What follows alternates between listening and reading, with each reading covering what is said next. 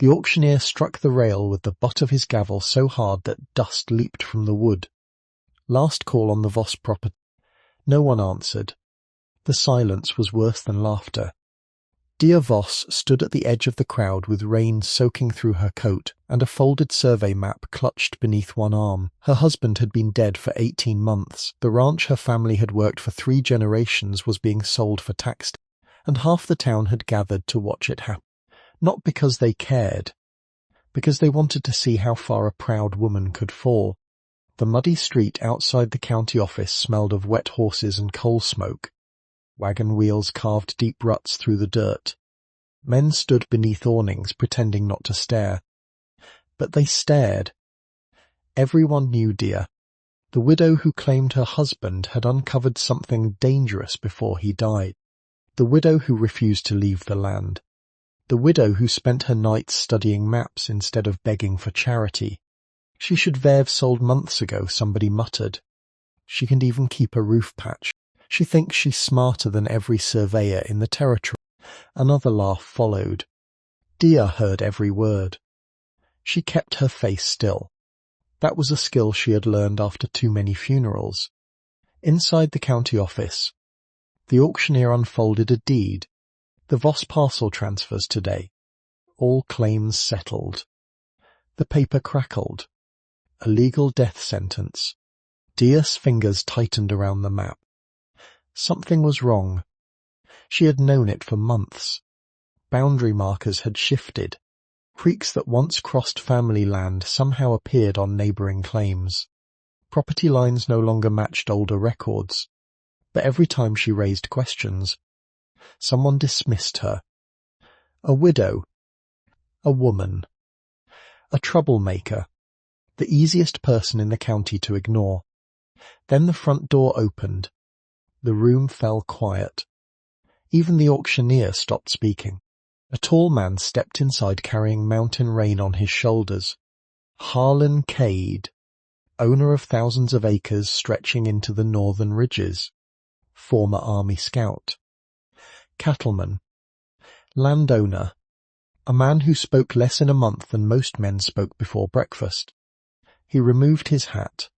Water dripped onto the floorboards. Nobody understood why he was there. Harlan rarely came to town. When he did, people noticed. The auctioneer cleared his throat. Mr. Cade. Harlan nodded once. His gaze moved across the room, past the crowd, past the deed, past the officials, and settled on Dia. Something unreadable passed through his expression.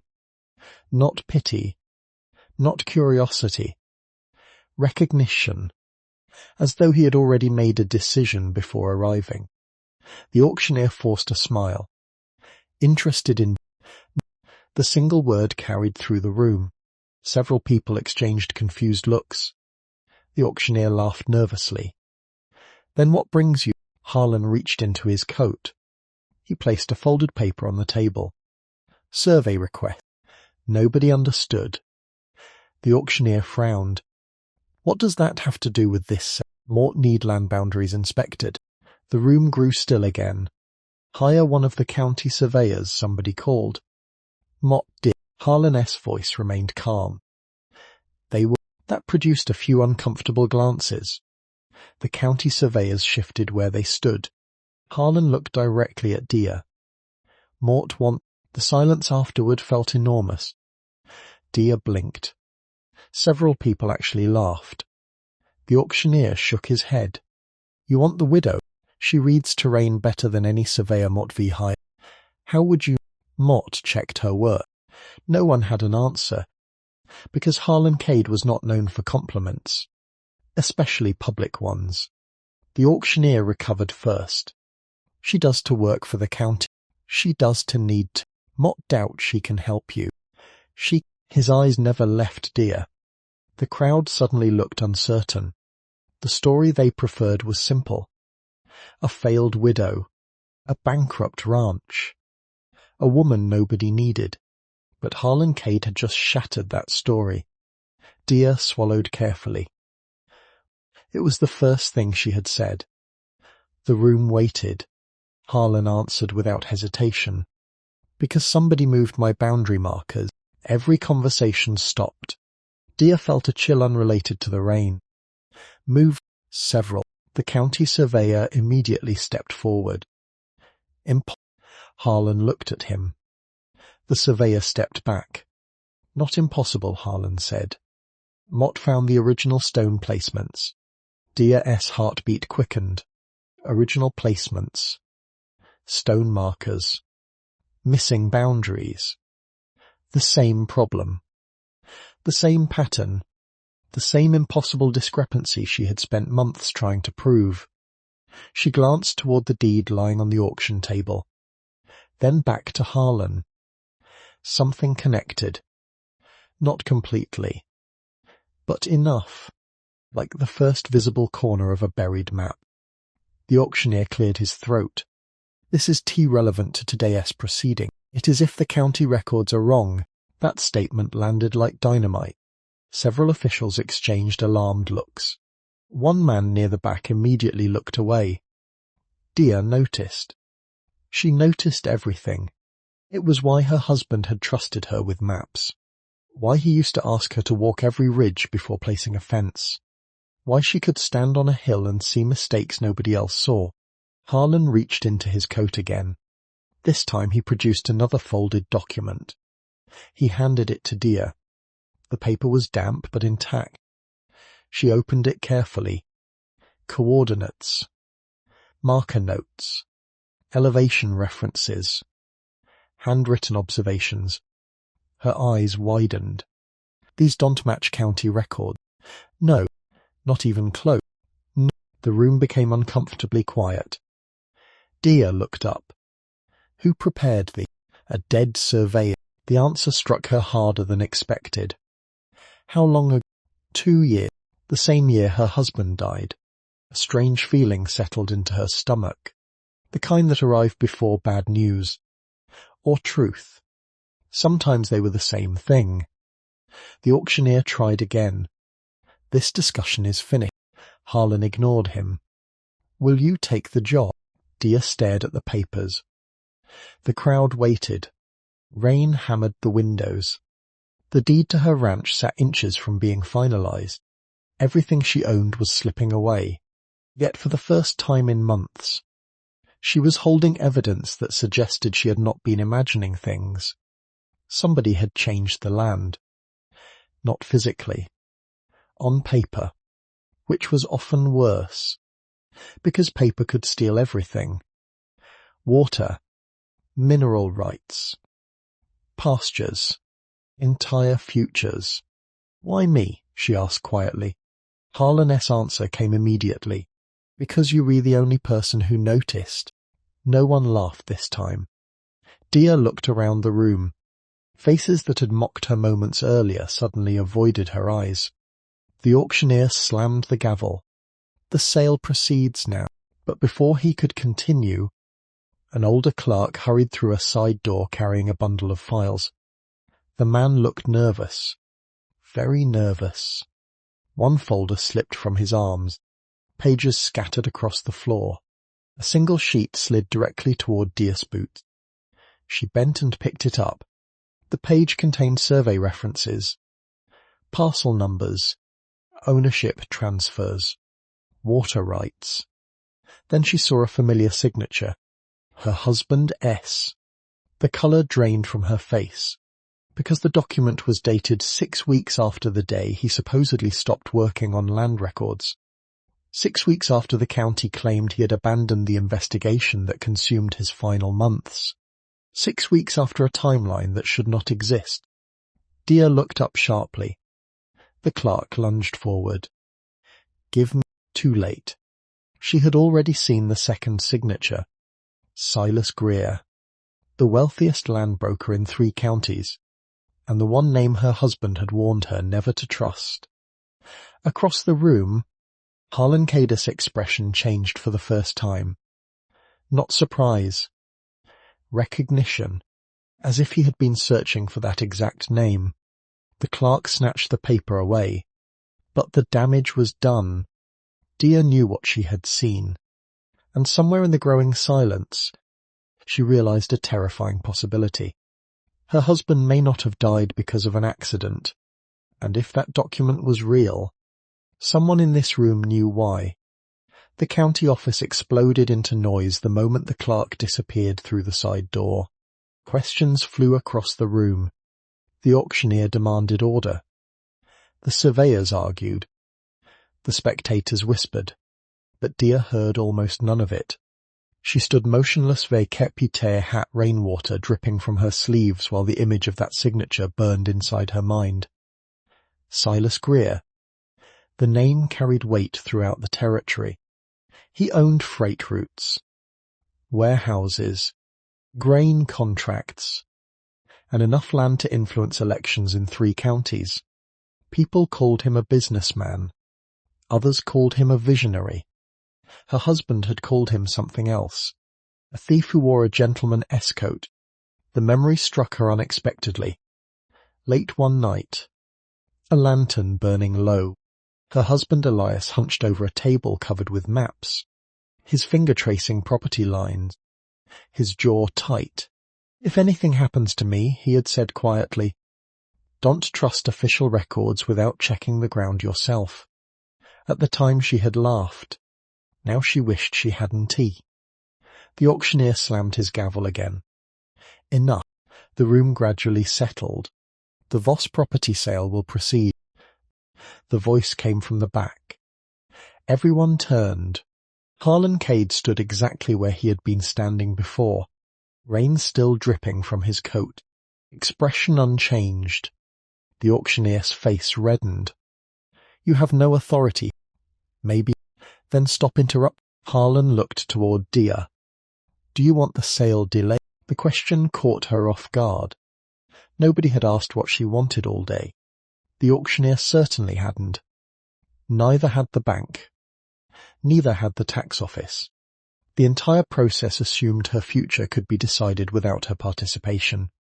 She slowly lifted her chin. Yes. The word felt stronger than she expected. Several men groaned.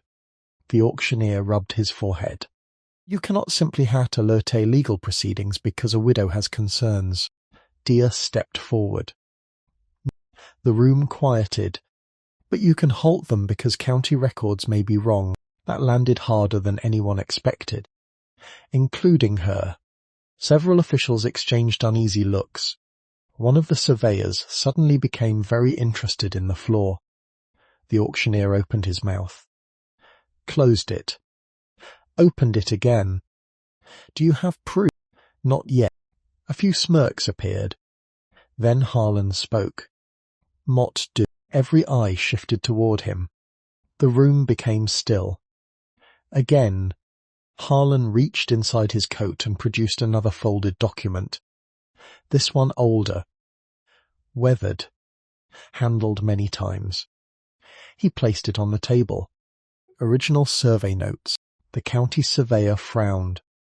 "Where did you get those?" "My father." Nobody spoke. Harlan continued. "He hired the survey team that marked the northern ridge 40 years ago." The surveyor's expression changed. Not disbelief. Concern. Dia noticed immediately. The man knew exactly what those papers were, and he didn't like seeing them. The auctioneer hesitated, then reluctantly accepted the document. His eyes moved across the pages. The colour gradually left his face. "What is it?" someone asked. The auctioneer swallowed. "These coordinates don't match the current records." The room erupted again. This time louder. Much louder. The county clerk looked ready to faint. The auctioneer quickly regained control. "This matter requires review." A rancher shouted from the back. "How?" "As long as necessary." Another man laughed bitterly. "Convenient." The auctioneer ignored him. "The Voss sale is postponed until county records can be examined." The words barely seemed real. Postponed. Not cancelled, but postponed. For the first time in months, Dia had breathing room. Only a little. But enough. The gavel struck. The crowd began dispersing. People clustered into groups. Speculation spread faster than wildfire. Dia remained where she stood. Exhaustion suddenly settled into her bones, the kind that arrived after surviving something you expected to lose. She stared at the auction table, at the deed, at the rain-streaked windows, at the future that had almost disappeared. Then Harlan approached. Not quickly. Not dramatically. Just a few deliberate steps. He stopped beside her. The question startled her. She blinked. What? Have you eaten today? No. That was all he said. No speech. No sympathy. Just an observation. Somehow it felt kinder than anything she had heard all week. Outside, the rain had weakened to a steady drizzle. The town streets gleamed beneath grey clouds. People watched openly as Dia walked beside Harlan Cade. Whispers followed them. She ignored most of them. Not all. Some were impossible to miss. What's he doing with her? Must want something. Nobody helps for free. That last comment lingered, because it was usually true. Harlan led her toward a small restaurant near the train depot. The owner nearly dropped a plate when he entered. Harlan rarely came to town. Apparently this was enough of an event by itself. Seeing him arrive with Dia elevated the shock considerably. They sat near a window. The owner personally brought coffee, then disappeared. The silence lasted nearly a minute. Neither seemed uncomfortable. Finally Dia spoke. What do you want? Harlan took a drink. A serve. That S enough. She studied him. Most men filled silence with explanations. Harlan appeared perfectly content without them. You really think someone moved the markers? Yes. Why? His gaze shifted toward the window. What about? It changed ownership 3 times in 15 years. Dia frowned. That was unusual. Water meant survival. Nobody surrendered water rights without reason. Natural changes. You checked. Twice. Dia leaned back. Interesting. Very interesting. Because her husband had spent months studying water access before his death. Not gold. Not cattle. Water. At the time she thought he was worried about drought. Now she wasn't so sure. The owner returned with stew and fresh bread. Steam rose from both bowls. Dia suddenly realized how hungry she was. She hadn't eaten since dawn. Neither spoke for several minutes. The meal was simple. Warm. Practical. The kind frontier people valued. Outside, wagon traffic continued through the rain. Inside, the restaurant remained strangely quiet. People kept glancing toward their table. Nobody approached. Eventually Harlan placed a folded map on the table. Dia immediately recognized quality work. Hand-drawn contour lines. Elevation markings. Water flow notes. Very detailed. She opened it carefully. Then froze. Several boundary markers were circled in red. Her pulse quickened, because she recognized 2 locations. One sat near her former ranch. The other lay 30 miles north. Both showed identical discrepancies. The same shift. The same direction. The same amount. Not coincidence. Pattern. Someone had moved property lines systematically. A little here. A little there. Never enough to attract attention. Until years passed. Then entire fortunes changed hands. How many? She asked quietly. Harlan's answer was immediate. Still count. A chill moved through her. Because if she was thinking what he was thinking, this wasn't tea-land theft. It was organized. Planned. Patient. The kind of crime that survived because nobody examined the whole map. Only individual pieces. Her husband would have noticed. Of course he would. Elias never looked at one fence line. He looked at the territory. The entire territory. Suddenly another memory surfaced. A hidden compartment beneath his desk. A box of papers. Maps. Notes. Records he never showed anyone. After his death she had searched everywhere. But grief had made her careless. Maybe she missed something.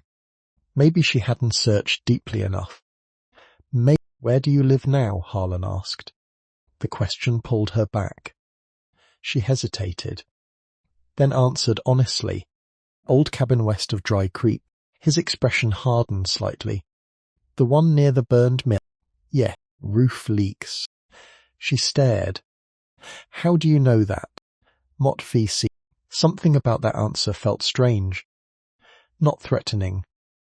Just unexpected. As though he noticed things people assumed he would. He stood. We leave tomorrow. She blinked. You accepted the service. Mott Haven T. Dear looked down at the map again. At the red circles. At the evidence. At the possibility that Elias had died uncovering something far larger than she ever imagined. Then she looked up. Yes. Harlan nodded once. Sunrise. That was apparently the entire arrangement. He walked toward the door, then stopped. Without turning around, he spoke. Bring any papers your husband left. Dia's stomach tightened. For the first time all afternoon, hesitation entered his voice. Only slightly, but enough. Because the dead surveyor who made my notes, he finally turned. And your husband worked too. The room seemed to tilt. Dia stared. What? Harlan's eyes remained fixed on hers. The last entry in the Surveyor's journal mentions Elias Voss by name. The silence afterward felt enormous. Then Harlan opened the door and stepped into the rain, leaving Dia alone with a terrifying new question. If Elias had truly been working with another investigator before his death, what exactly had they discovered that was worth hiding? Dia Voss barely slept that night. Rain tapped against the warped roof of the old cabin while wind pushed through cracks in the walls. The fire had died twice before midnight. She fed it both times and sat awake beside the stove with a lantern burning low. The cabin had once belonged to a trapper, then a mill worker, then nobody. Now it belonged to necessity. A narrow bed stood against one wall. A rough table occupied the centre of the room. Shelves held dried beans, preserved vegetables, and whatever supplies she could afford after months of debt. It wasn't much, but it was hers, at least for now. She unfolded maps across the table. Some belonged to her husband, others she had copied herself. The lantern light revealed what she had seen dozens of times before. Property lines that didn't make sense. Water rights that shifted without explanation. Boundary markers that appeared to move like ghosts from one filing year to another. She compared 3 different records. Then 4. Then 6. Near midnight she finally found something. Not a solution. A pattern. The same survey code appeared repeatedly beside disputed properties. G17. Again. And again. And again. She frowned. Survey codes usually identified teams or inspectors. Why would the same code appear on claims separated by 50 miles? She searched through more papers. Nothing. No explanation. Only the code. G17. A cold feeling settled into her stomach. Someone had left a trail. The question was whether it had been intentional, or whether nobody expected anyone to look closely enough to notice. By dawn her eyes burned from exhaustion. She packed everything she could find into a canvas satchel. Maps. Notes. Letters. Survey copies. And finally the leather journal her husband carried during his last year alive. The sight of it still hurt. The cover was worn smooth from use, the corner scarred by weather. Elias rarely went anywhere without it. After his death, she could barely bring herself to open it. Today felt different. Today she needed answers. Outside, the sky remained grey. The mountains disappeared behind curtains of mist. A horse approached shortly after sunrise. Dia stepped outside. Harlan Cade sat in the saddle exactly as she expected. Straight-backed. Silent. Practical. A second horse followed behind him. No greeting. No small talk. Just the question. Dia almost smiled. Yes. He noticed the satchel. Paper. Everything Mott could find. Good. The journey north began quietly. The trail climbed through pine forests soaked from yesterday's storm. Fog drifted between trees. Birds scattered overhead. The mountains felt larger here. Closer. Watching. Dia rode comfortably. Years on ranch land had made horseback travel second nature. Harlan noticed. Most likely because he noticed everything. They travelled nearly an hour before he spoke again. How long did Elias study survey work? Since he was a boy. Harlan nodded. Good. He could look at a hillside once and remember it 5 years later. Sounds useful. It was. Silence returned. Not awkward. Simply present. The kind of silence shared by people who valued observation more than conversation. Near noon they reached the first marker.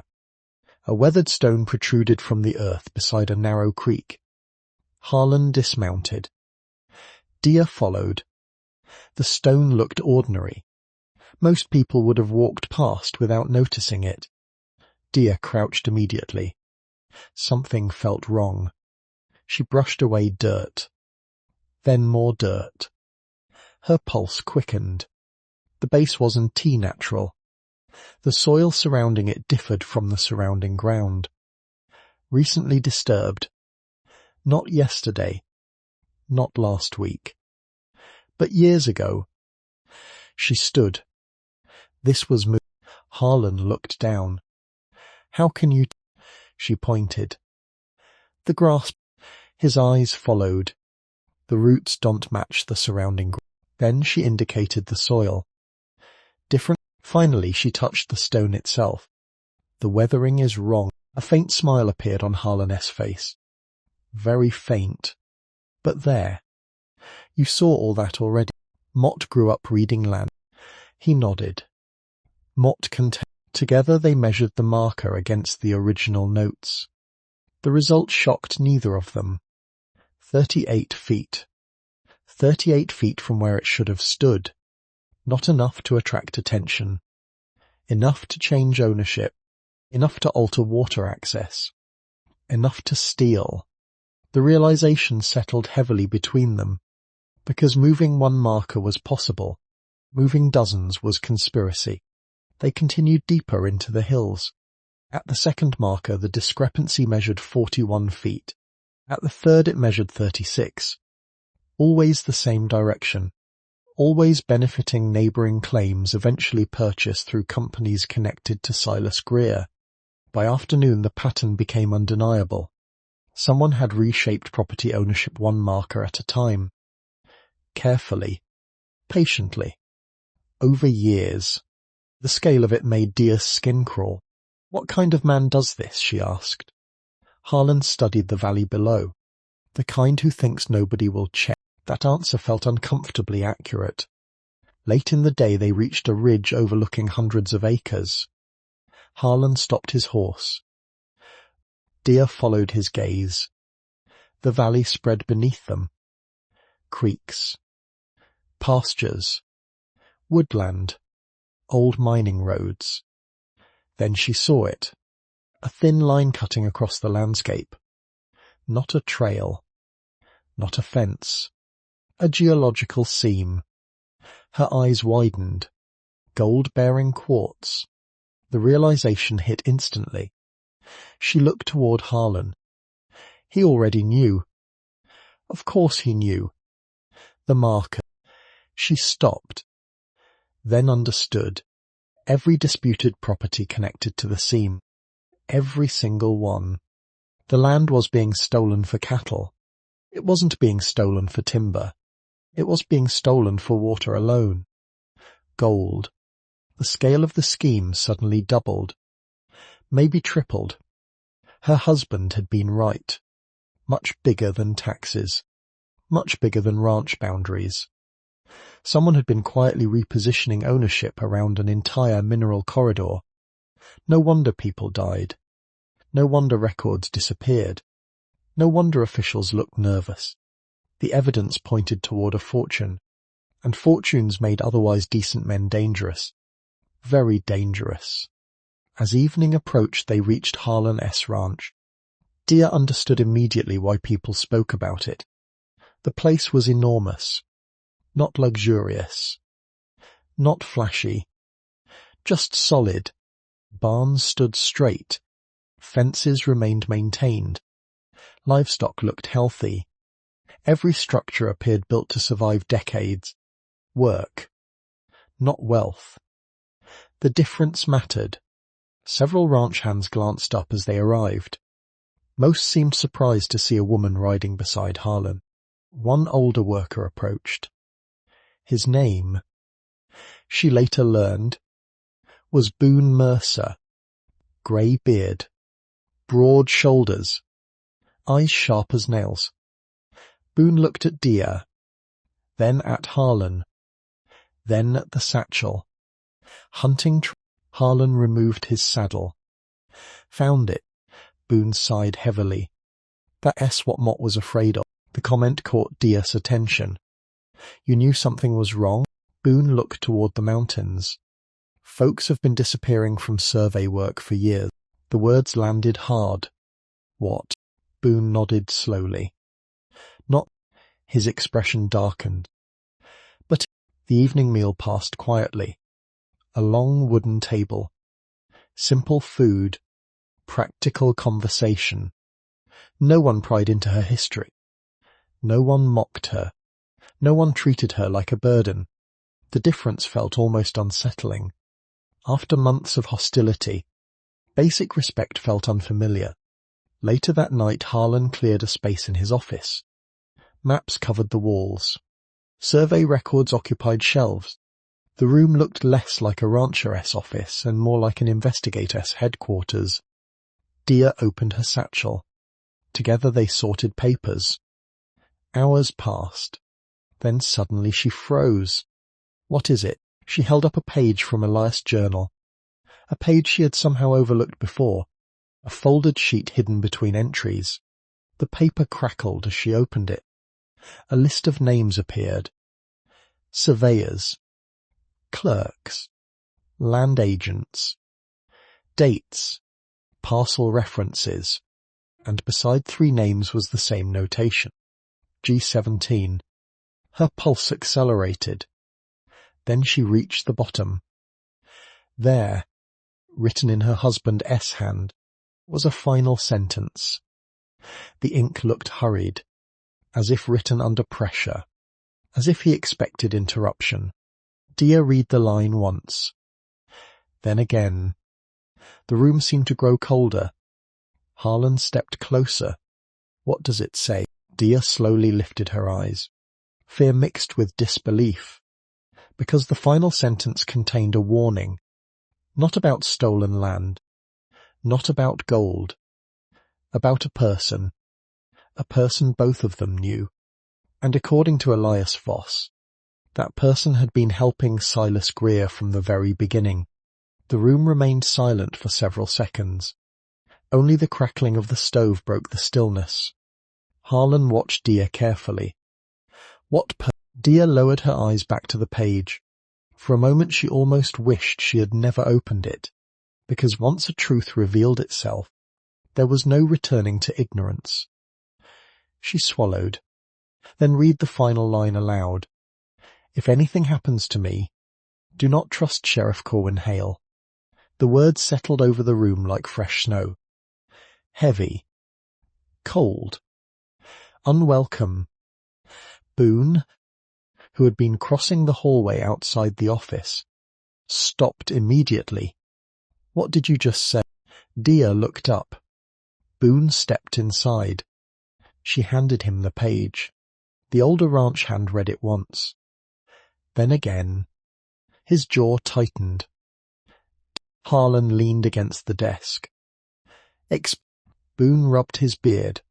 "Corwin Hale was the sheriff when your father ran this ranch." Harlan nodded. "Mott, no. He became sheriff 12 years ago." Boone looked uncomfortable. The expression seemed unusual on a man his age. "Mott never liked how he got elected." Dia frowned. "What do you—" Boone folded the paper carefully. "The previous sheriff was favored to win." He withdrew. "What?" Boone's eyes darkened. "No one ever found out." The room grew quiet again. Harlan accepted the journal page and studied it. His expression revealed almost nothing. Yet Dia had begun noticing subtle changes. The slight tightening around his eyes. The way his jaw shifted when something bothered him. The silence that became even quieter. "Why would Elias write this?" Harlan asked. Dia lowered herself into a chair. "He trusted evidence." The answer came immediately. "He never accused anyone without reason." Boone nodded. "That's true. If he wrote it down, he believed it." Harlan looked toward the map-covered wall. "Belief isn't proof." Dia met his gaze. "But it's a place to start." The fire snapped loudly. Outside, darkness settled over the ranch. Wind moved across the valley. The mountains disappeared into blackness. And somewhere beyond those mountains sat men who had spent years stealing land one boundary marker at a time. The realization made sleep difficult, yet exhaustion eventually won. Dia was given a small room above the bunkhouse. Simple, clean, warm, far better than the leaking cabin she had left behind. But long after the lantern was extinguished, she remained awake, thinking, remembering, questioning. The warning about Sheriff Hale kept returning, because Elias had never hated the sheriff. In fact, they had often spoken, shared coffee, exchanged information. Why would he suddenly distrust him? Unless something changed, or something was discovered. Eventually sleep claimed her, only to surrender her to dreams she didn't want. She dreamed of Elias standing beside a creek, holding maps, trying to say something, but water drowned his voice. Every time she stepped closer, the creek widened until it became a river, then a canyon, then darkness. She woke before dawn, heart pounding. The dream lingered, not because it frightened her, because it felt unfinished, much like everything else. Downstairs, activity had already begun. The ranch woke early. Workers fed livestock. Cook fires burned. Tools clanged. The smell of coffee drifted through cold morning air. Dia stepped outside carrying her journal. A light frost covered the ground. The sunrise painted the eastern peaks gold. For a few moments she simply stood there, watching, breathing. The mountains possessed a strange honesty. They never pretended to be gentle, never promised safety, never lied. People were different. A horse approached from the main barn. Harlan, already working. Of course. He slowed beside her. Didn't he? It wasn't a question. She blinked. How did you? His shoulders lifted slightly. You look like somebody who... That was apparently explanation enough. Together they walked toward the main house. Breakfast waited inside. Boone sat at the table, alongside another man Dia hadn't met. Younger. Lean. Dark-haired. Maybe 30. He stood when she entered. Ma'am. His manners surprised her. Boone made introductions. "Dear, this is Caleb Mercer, Boone's nephew." Caleb nodded politely, then immediately got to business. "Harlan says you helping with the survey problem." Mott. Caleb exchanged a glance with Boone. Neither looked pleased. That caught Deer's attention. "What?" Boone sighed. "You not the first." The room quieted. Deer slowly lowered her coffee cup. "What do you—" Caleb leaned forward. "There were others. Surveyors." He nodded. "Investigators. Land agents. Accountants." Boone continued. "Folks who started asking questions." A knot formed in Deer's stomach. What happened? Neither man answered immediately, which was answer enough. Eventually Caleb spoke. "Most left." "What?" "Pressure." His voice hardened. "Threats. Lost contracts. Destroyed reputations." Boone looked toward the window. "A couple died." The room went still. Deer felt her pulse quicken. "Died? Accident." Nobody believed the word. Not anymore. Not after what they already knew. Breakfast ended shortly afterward. Work resumed. The day focused on records. Not riding. Not surveying. Paper. Thousands of pages. Boxes filled with county filing. Property transfers. Water claims. Tax assessments. Mining leases. Most people would have found it unbearable. Deer loved it. Patterns lived inside records. Truth left footprints. You only needed patience to follow them. By midday she discovered something strange. Very strange. One ownership company appeared repeatedly throughout disputed transfers. Western Ridge Development. The name sounded ordinary. Forgettable. Probably designed that way. She began making notes. Parcel numbers. Dates. Signatures. Then another pattern emerged. Nearly every transfer occurred within 6 months of a survey adjustment. Not years later. Not randomly. Systematically. The sequence repeated again and again. Move marker. Alter records. Transfer ownership. Acquire resources. Profit. The scheme suddenly appeared almost elegant. Criminal. But elegant. Someone intelligent had designed it. Someone patient. Someone who understood bureaucracy better than most lawyers. Late afternoon sunlight streamed through the office windows. Deer stretched her tired shoulders. Then froze. A ledger sat partially hidden behind a shelf. Dust covered most of it. Except the spine, recently touched. She stood, pulled it free. The cover contained no title, no label, nothing. Interesting. Very interesting. She opened it. The first page appeared blank. So did the second. And the third. Then she tilted the book towards sunlight. Writing appeared. Faint. Almost invisible.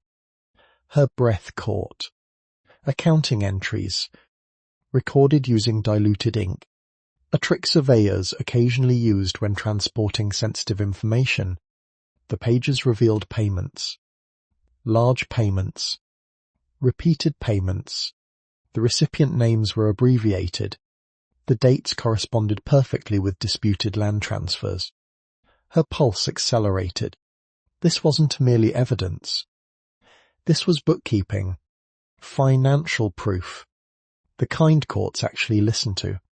Footsteps sounded behind her. Harlan entered. He immediately noticed her expression. What? Deer turned the ledger around. His eyes narrowed. Where did you find that? Behind the He took the book carefully, read several pages, then looked up. For the first time since meeting him, genuine surprise appeared on his face. His voice carried through the house. The older ranch hand appeared seconds later. What? Harlan handed him the ledger. Boone's expression darkened almost instantly. Well, nobody spoke. Finally Dia pointed toward a specific entry. Both men followed her finger. A payment. Large. Very large. Recorded 18 months ago. The same week Elias Voss died. The recipient abbreviation consisted of only 2 letters. CH. The room suddenly felt colder, because everyone knew exactly whose initials those were. Sheriff Corwin Hale. But the discovery raised a far more disturbing question. If the sheriff was receiving money, who was paying him? Nobody spoke for several moments. The ledger rested open on the desk. The initials remained exactly where they had been a moment earlier. CH. 2 simple letters. Yet they carried enough weight to silence an entire room. Boone finally exhaled. Could mean somebody else. The statement sounded weak even to him. Dia nodded slowly. It could, but none of them believed it. Not after Elias' warning. Not after the survey discrepancies. Not after the suspicious transfers. The pieces were beginning to fit together, and Sheriff Corwin Hale stood dangerously close to the centre. Harlan closed the ledger. Assumptions get people killed. Dia looked at him. His expression remained calm. Practical. Controlled. Yet she had learned enough to recognize the warning beneath the words. Evidence first. Conclusions later. He was right. They needed proof.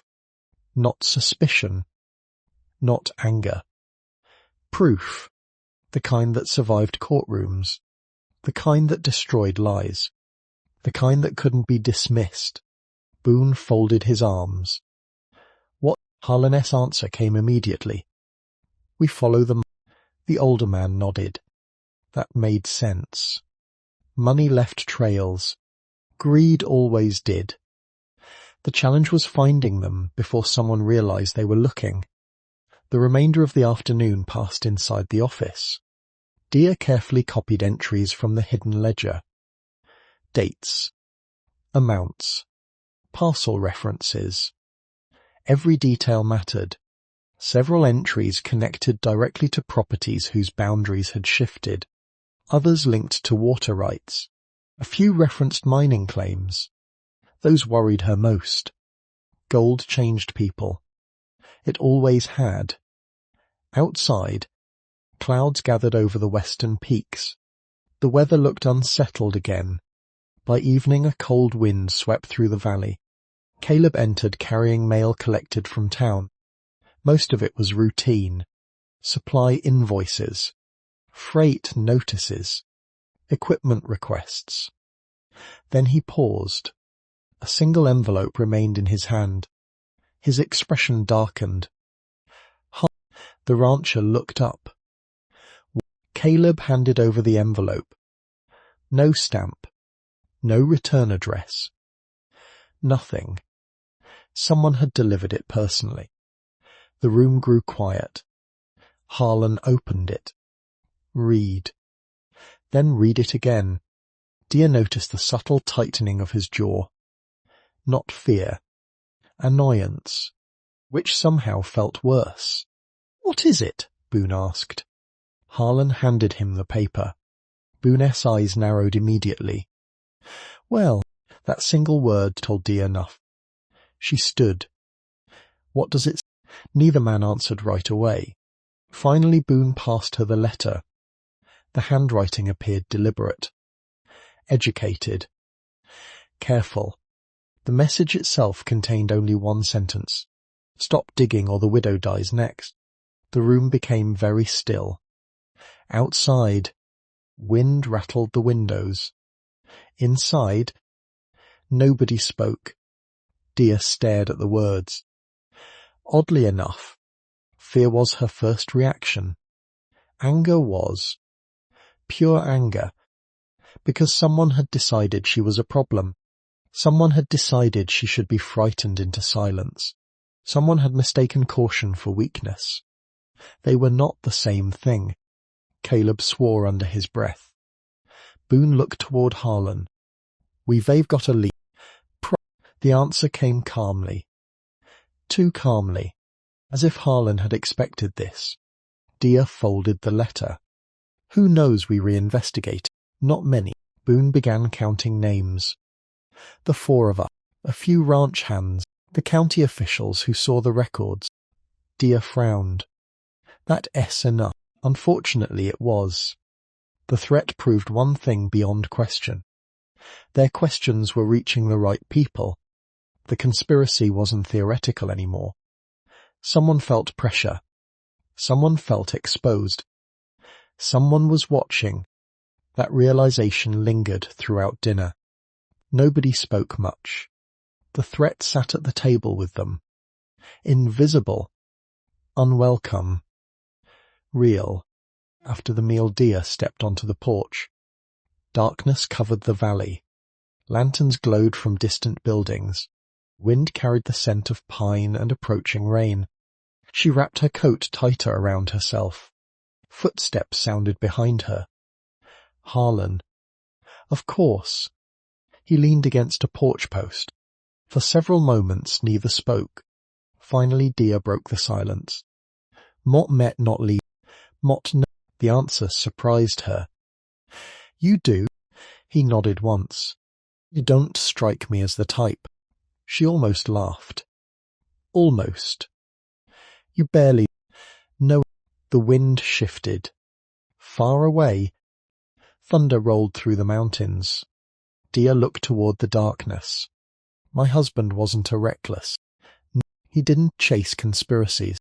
No, he followed facts." Harlan folded his arms. "That's why we're still here." She glanced toward him. "What do you mean?" "Because facts leave traces." His voice remained low. "Steady." The people behind this made mistakes. Dia thought about the hidden ledger. The altered markers. The suspicious transfers. The threatening letter. Yes.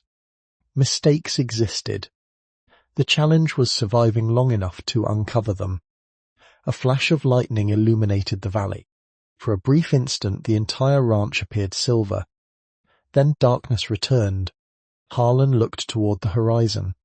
Storm S coming. The statement carried a second meaning. Dia heard it. So did he. The next morning arrived cold and wet. Rain swept across the foothills. Work continued anyway. Frontier life rarely paused for weather. Dia spent most of the day reviewing old mining records.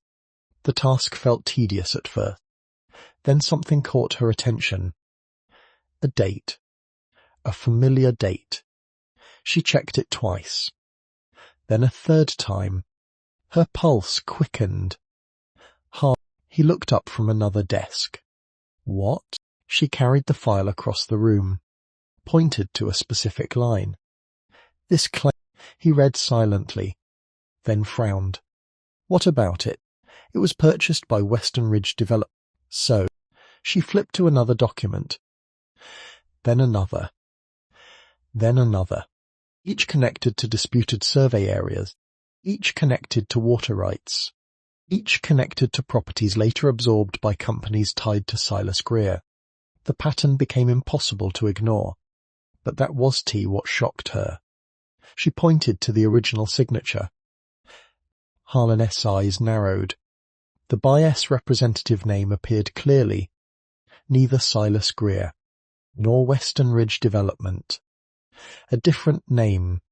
One neither of them expected. Margaret Hale. Dia felt a chill. Sheriff Hale's wife. The room went silent. Boone approached. "Read the page." Then another. His expression hardened. "That S not..." No, it wasn't T. Because corruption could be explained. Bribery could be explained. Even greed could be explained. But using family members to hide ownership suggested planning. Careful planning. The kind that lasted years. The kind built to survive investigations. Dia continued examining records. More signatures appeared. More transfers. More connections. Then she found something that made her stop breathing entirely. A mining lease, dated less than 2 months before Elias died. Attached to the document was a witness signature. Not Sheriff Hale. Not Margaret Hale. Not Silas Greer. Dia stared. Read it again. Then again. Her hands began shaking, because she recognized the name instantly. Not from official records. From her husband S. stories. The witness was the dead surveyor Harlan had mentioned. The same man whose notes exposed the altered boundaries. The same man who supposedly died in an accident. And beside his signature someone had written 2 words in hurried pencil. Meeting tonight. Dia slowly lifted her eyes. The room suddenly felt smaller. Much smaller.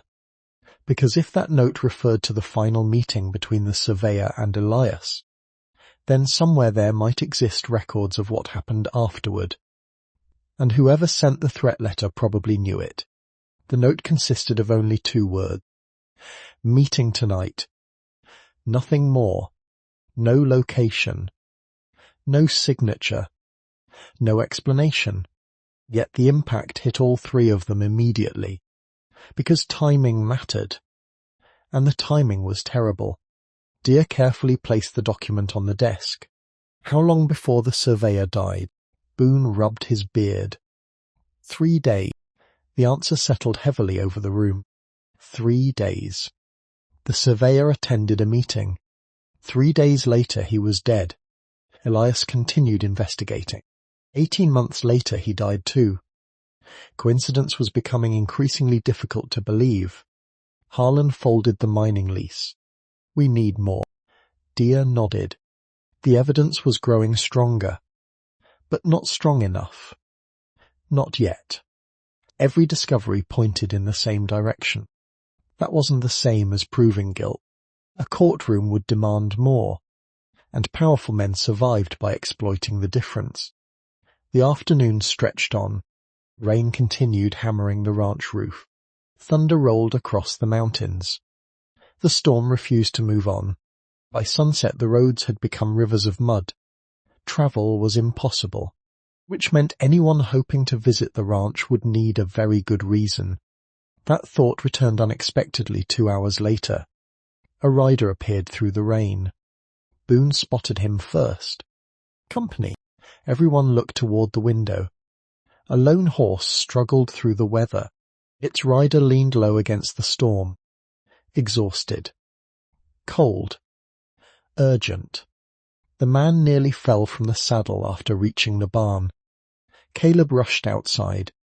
Moments later he returned supporting an older stranger. The man's clothes were soaked. His hands shook violently. Rainwater pooled beneath him. Harlan stood. Who are you? The stranger swallowed hard. My name is Walter Finn. Nobody recognized it. The man looked around nervously. Then his gaze settled on Dia. Mott was told Mott defined Elias' widow. The room immediately went silent. Walter noticed. And understood. Good.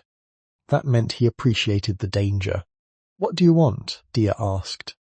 The older man hesitated. Fear flickered across his face. Not ordinary fear. The kind produced by memory. By regret. By surviving something terrible. Finally he spoke. Mort worked at the county records office. Dia's pulse quickened. Walter continued. Until 6 months ago. Boone exchanged a glance with Harlan. Interesting. Very interesting.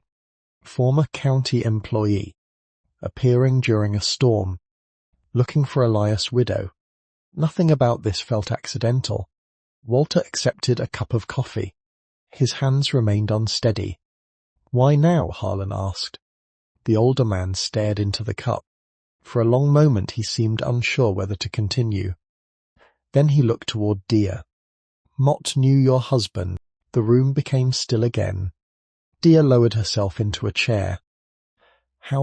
Walter exhaled slowly. Better than Mort should have. Something inside her tightened, because guilt lived inside those words. Guilt and shame. The man looked like someone carrying both. He came to me several times. Walter's voice remained low. Asked question. About survey record. Dia nodded. Of course. Elias would have started there. Walter stared into the fire. He knew something was wrong. The older man's expression hardened. He just didn't know how. Outside, lightning flashed. The ranch house glowed white for an instant. Then darkness returned. Nobody interrupted. Walter clearly needed to tell this in his own way. Eventually he continued. The county archive contains older maps, original map, survey drafts, correction requests. His hands tightened around the coffee cup. Most people never see. Dia leaned forward. But Elias did. Walter nodded. Yeah, the answer came immediately. He spent months reviewing records. What did he find? Walter's eyes shifted toward the window, as though expecting someone to be listening. Missing pages. Nobody seemed surprised. Destroyed files. Still no surprise. Altered maps. Again. Expected. Then Walter said something that was expected. He found duplicate records. The room quieted. Dia frowned. What kind of duplicates? Walter swallowed. The same property, the same date, the same survey, but two different versions. For a moment nobody spoke. Then realization spread. Two versions. One real, one false. That changed everything.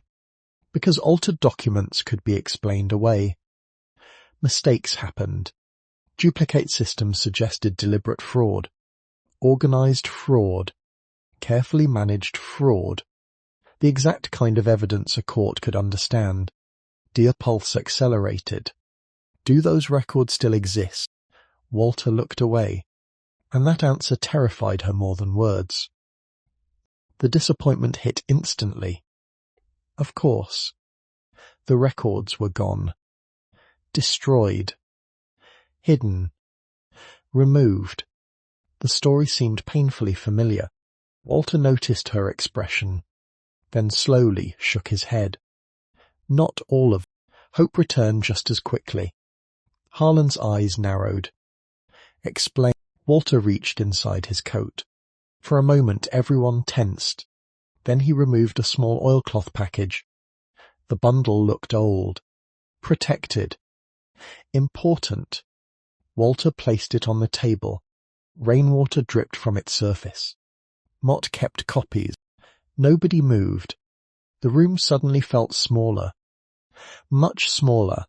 Walter pushed the package toward Dia. Your husband asked me to. The words struck harder than expected. Dia carefully opened the bundle. Inside lay folded papers. Dozens of them. Survey copies. Transfer records. Handwritten notes. And something else. Letters. Several letters. She unfolded the first one. Her breath caught instantly. The handwriting belonged to Elias. Without question. Without doubt. She knew every curve of every letter. Every habit. Every imperfection. The room faded around her. For a moment all she saw was her husband's handwriting. Alive again on paper. A voice reaching across death. She blinked rapidly. Forced herself to continue reading. The letter wasn't addressed to her. It was addressed to Walter. The date sat near the top. 2 weeks before Elias died. Dia read silently. Then aloud.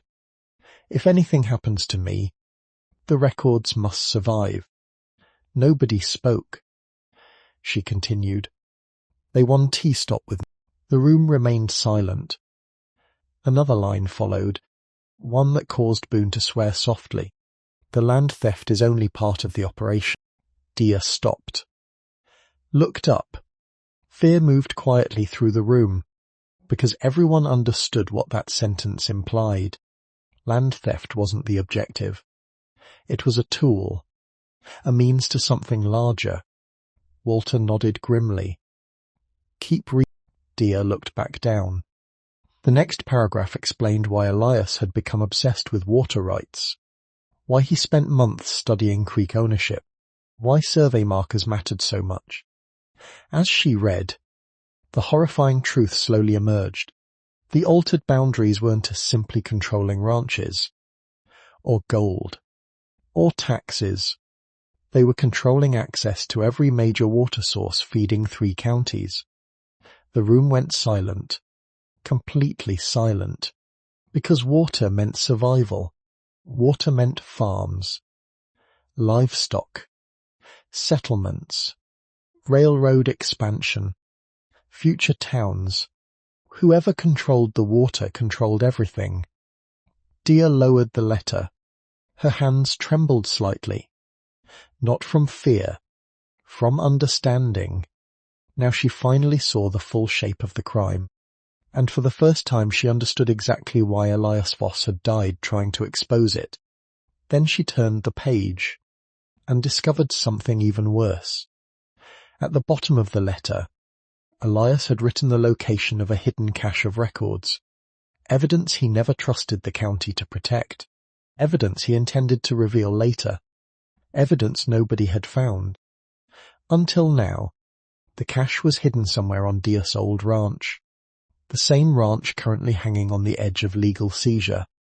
And according to the final sentence in the letter, someone else was already looking for it. Nobody slept much that night. The hidden cache changed everything. Until now they had been assembling fragments. Survey markers. Ledgers. Threats. Suspicious transfers. Enough to suspect corruption. Not enough to destroy it. But a hidden archive created by Elias himself? That could be different. That could be decisive. The problem was obvious. Dia's old ranch no longer stood empty. The postponed auction had frozen ownership, but it had not stopped people from watching the property. And if Elias had hidden evidence there, someone else almost certainly knew. The question was whether they would search for it.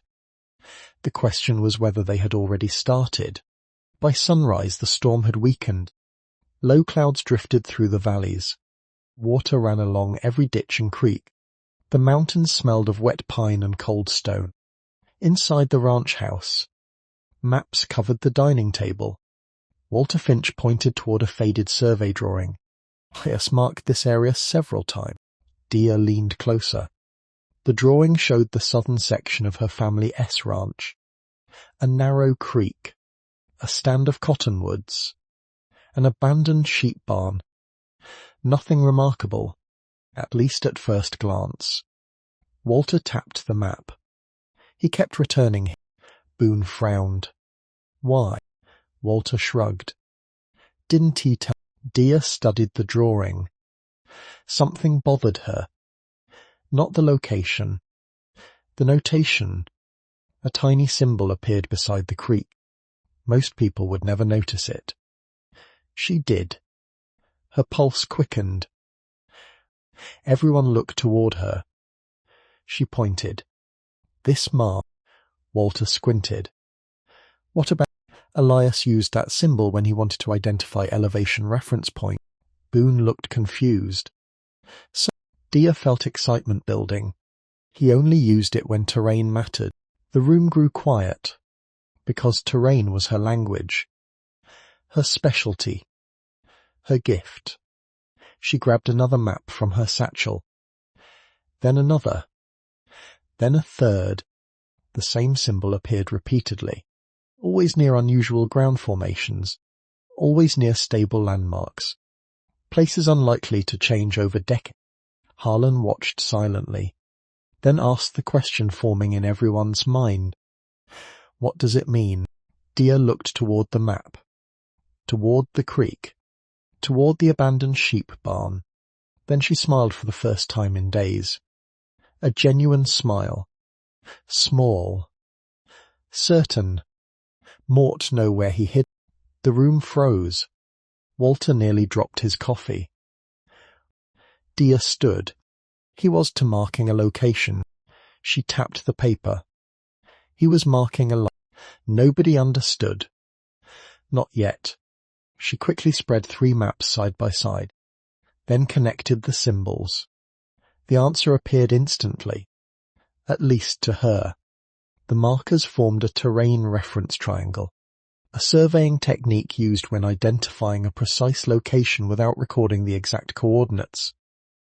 Boone blinked. Elias did that. Dia nodded. He didn't trust written locations.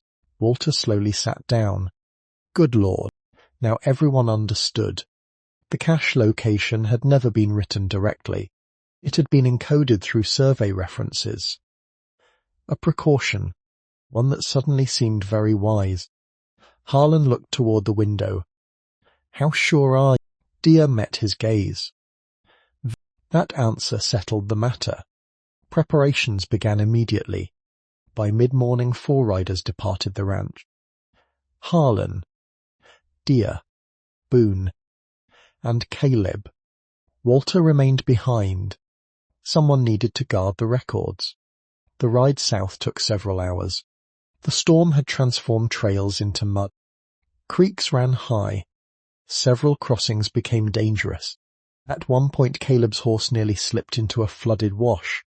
Only quick action prevented disaster. The journey reminded Dia why frontier life rewarded preparation and punished carelessness. Nature didn't negotiate. It simply decided. Near afternoon they reached the outskirts of her former ranch. The sight struck harder than expected.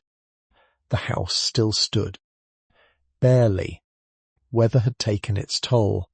Several fence lines had collapsed. Part of the barn roof had fallen inward. Weeds covered much of the pasture. The place looked abandoned. Forgotten. Yet every corner carried memories. She had laughed there, worked there, buried dreams there, and buried Elias. The ache returned unexpectedly. Not sharp, not fresh. Old grief. The kind that never completely disappeared. Harlan noticed. Of course he did. But he said nothing. For some reason she appreciated that. The others remained behind while Dia approached the creek. The water ran fast from recent rain. Cottonwoods swayed overhead. Birdsong echoed through the valley. Everything appeared ordinary, which was exactly the point. Hidden things survived by looking unimportant. Dia studied the terrain, then walked downstream. 20 yards. 30. 40. Finally she stopped. Her eyes narrowed. The others joined her. Boone looked around. Mott don't see anything. Dia pointed toward a rocky embankment. The formation appeared natural. Almost. She climbed carefully, then crouched. Her fingers brushed moss from the stone. A small notch appeared. Artificial, deliberate. Her pulse accelerated. Elias, she whispered the name before realizing it. The notch aligned perfectly with the survey references, exactly where she expected, exactly where he intended. Harlan moved beside her. What now? Dia looked upward. A dead cottonwood stood several yards away. Lightning had split it years ago. Most of the trunk remained standing.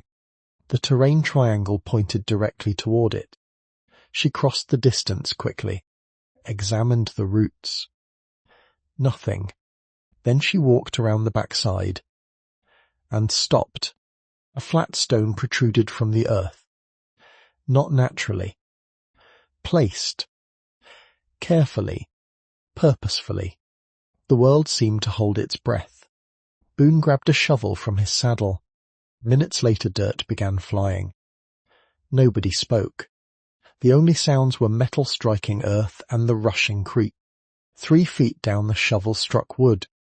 Everyone froze. Boone carefully cleared more soil. A box emerged. long, narrow, weatherproofed with tar and wax. Dia felt her heart hammering. They had found it. After all this time, they had actually found it. The box was carried beneath the cottonwood. Mud covered every surface. The lock had rusted away. Harlan pried the lid open. Inside lay dozens of documents, wrapped in oilcloth, protected against moisture, protected against time, protected against betrayal. Elias had planned this carefully. Dia lifted the first bundle. Survey maps. Original copies. Not county versions. The real versions. Another bundle contained ownership records. Another held correspondence. Another contained ledger copies. Enough evidence to threaten powerful people. Enough evidence to explain murder. Boone let out a low whistle. Sweet mercy. Then Caleb spoke. His voice sharp. Urgent. Everyone turned. A cloud appeared along the northern trail. Riders. Several riders. Moving fast. Far too fast. Harlan's expression hardened immediately. How many? Caleb shaded his eyes. 6. Maybe 7. The answer chilled Dia. Because nobody should know they were here. Nobody except someone watching. Someone informed. Someone desperate. The realization arrived all at once. The threat letter. The county records. The sheriff. The hidden cash. The conspiracy had finally realized they were close. And now armed men were riding directly toward the evidence. Harlan snapped the box shut. Nobody argued. The riders were already closing the distance. And judging by the speed of their approach, they weren't coming to talk. The riders were less than half a mile away. Closing fast. Too fast. The trail leading toward the old ranch crossed open ground for nearly 300 yards. Anyone approaching from the north could see the cottonwood tree and the freshly dug earth beneath it. There would be no convincing them this was coincidence. No explaining away a hidden box full of evidence. The men coming down that trail already knew what they were looking for. The only question was whether they knew how Mer-u-Jehat had already been found. Go! Harlan's voice cut through the tension. Boone immediately grabbed the evidence box. Caleb mounted his horse. Dia secured the satchel containing Elias papers. Years of frontier life had taught everyone present the same lesson. When danger arrives, move first. The riders thundered toward the ranch house. Hooves splashed through mud. Rain-soaked ground slowed them slightly. Not enough. The approaching men continued closing the distance. Harlan swung into the saddle. His rifle remained secured behind him. He made no move to draw it. That detail mattered, because this wasn't a gunfight. Not yet. And if possible, he intended to keep it that way. They rode south, toward a narrow creek crossing hidden among cottonwoods. The shortest route home. The safest route home. At least in theory. Behind them, the strangers reached the old ranch. Dia glanced back once. Only once. That was enough. The riders split into groups immediately. Some headed toward the house. Others toward the barn. 3 rode directly toward the cottonwood tree, exactly where the box had been buried. Her stomach tightened. They knew. Not guessed. Knew. Someone had told them precisely where to search, which meant the leak wasn't a merely rumor anymore. It was real. And close. Very close. The trail narrowed. Mud sprayed beneath the horses. Branches whipped overhead. Nobody spoke. There was nothing useful to say. After nearly 20 minutes they reached the creek crossing. Water roared between steep banks. The storm had transformed it into something dangerous. Boone frowned immediately. That S higher than yesterday? Much higher. Normally the crossing reached knee level. Now it surged nearly to the horses' chests. Caleb swore softly. Can we make it? Harlan studied the water. The current. The debris. The flow pattern. Finally he nodded. One at a time. Nobody argued. Boone crossed first. The older ranch hand guided his horse carefully through the current.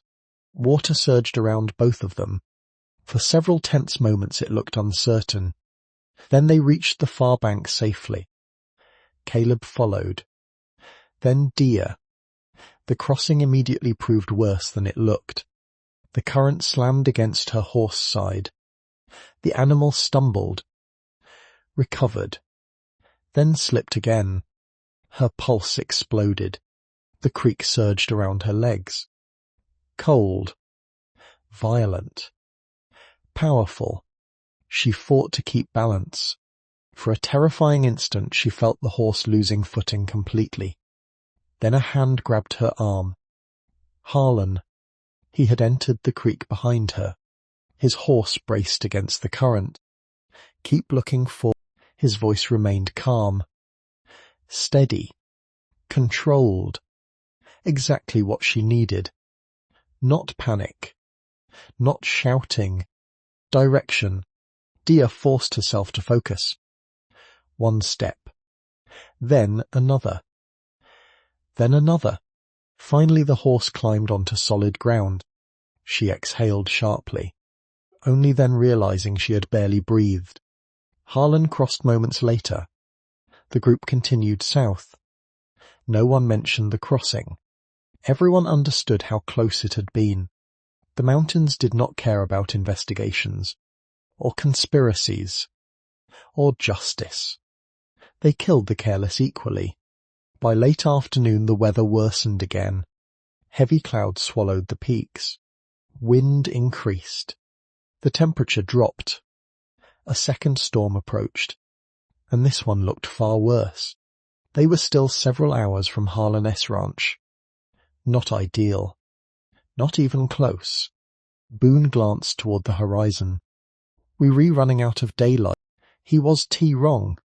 Darkness arrived quickly in mountain country, especially during storms. The group pushed harder. Then everything changed.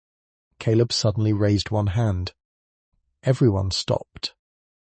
What? The younger man pointed toward a ridge. Dia followed his gaze. Movement. Several riders. Again. The same men. Or at least some of them. Her stomach dropped. They followed us. Boone's face darkened. Damn it. The riders remained distant. Not close enough to attack. Close enough to track. Close enough to apply pressure. Close enough to remind everyone that escape wasn't guaranteed. Harlan watched silently. Calculating. Always calculating. Finally he spoke. They don't want to... How do you know? Caleb asked. They would be started one already. The answer made sense. The men wanted the evidence. Not bodies. Dead investigators attracted attention.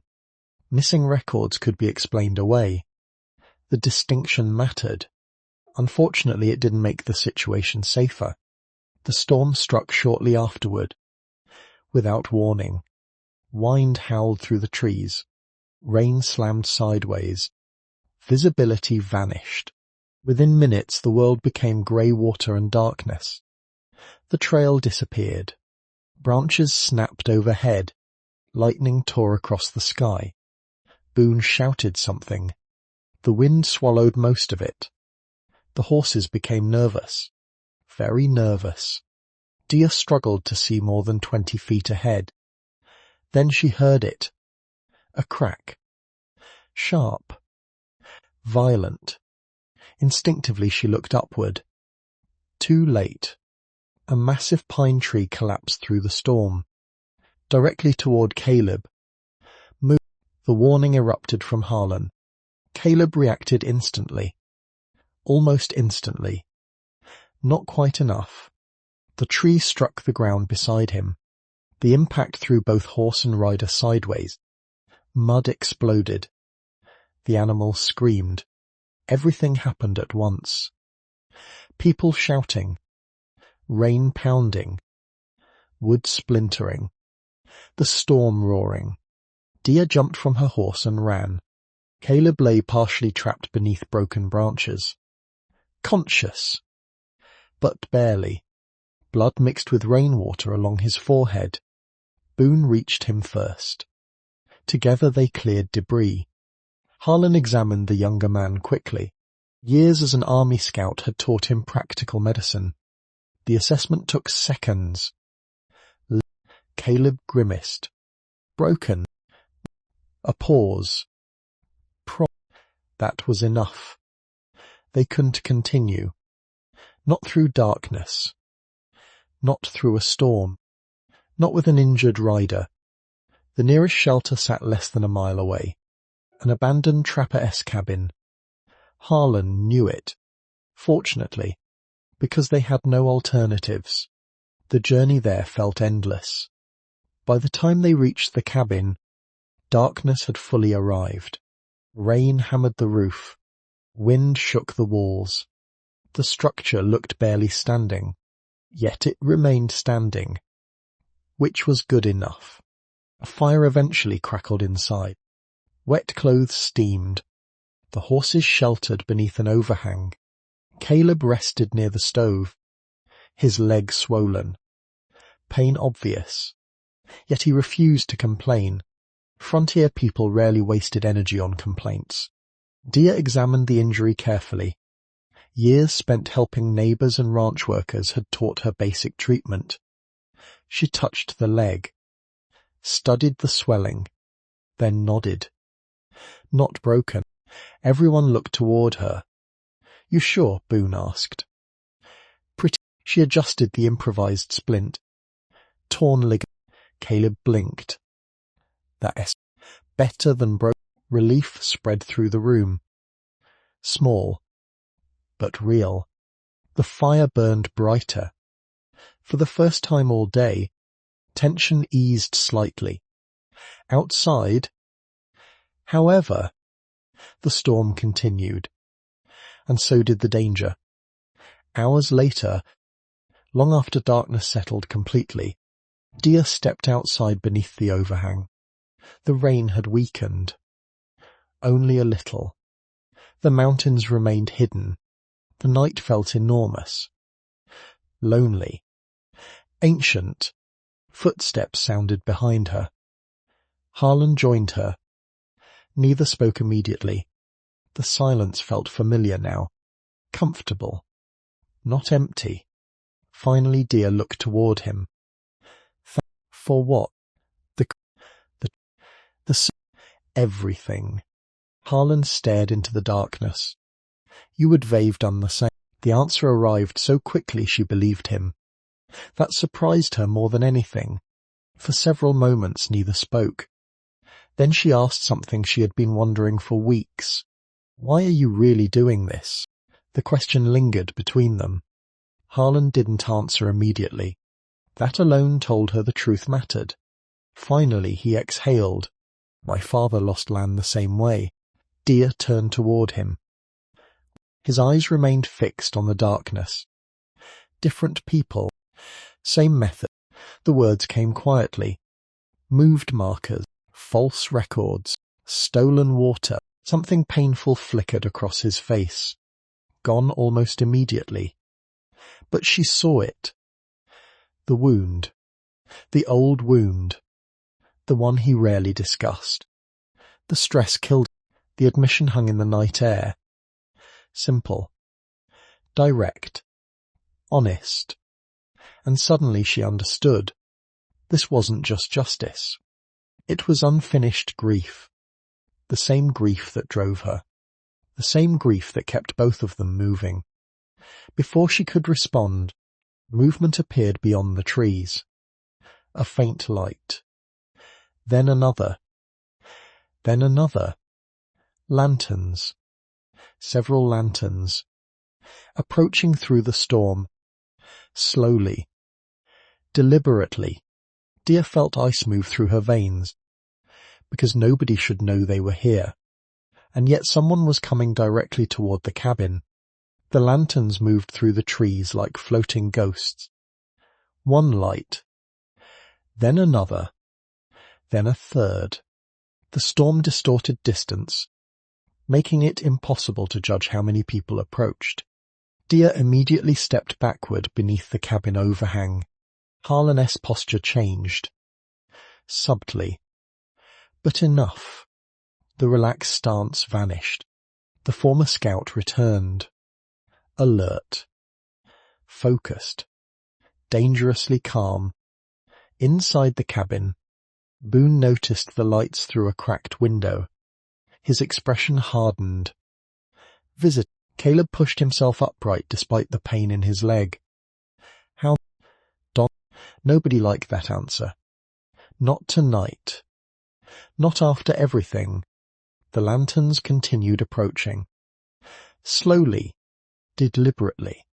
Whoever carried them wanted to be seen. That was almost more unsettling than stealth.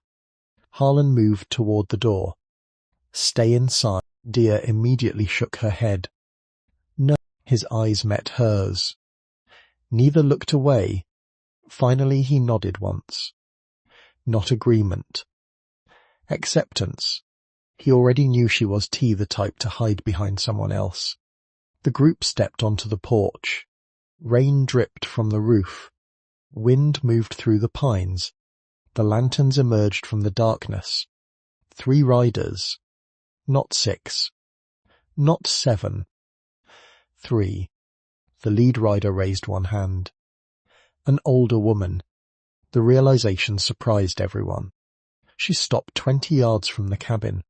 The other 2 riders remained behind her. Nobody reached for weapons. That mattered.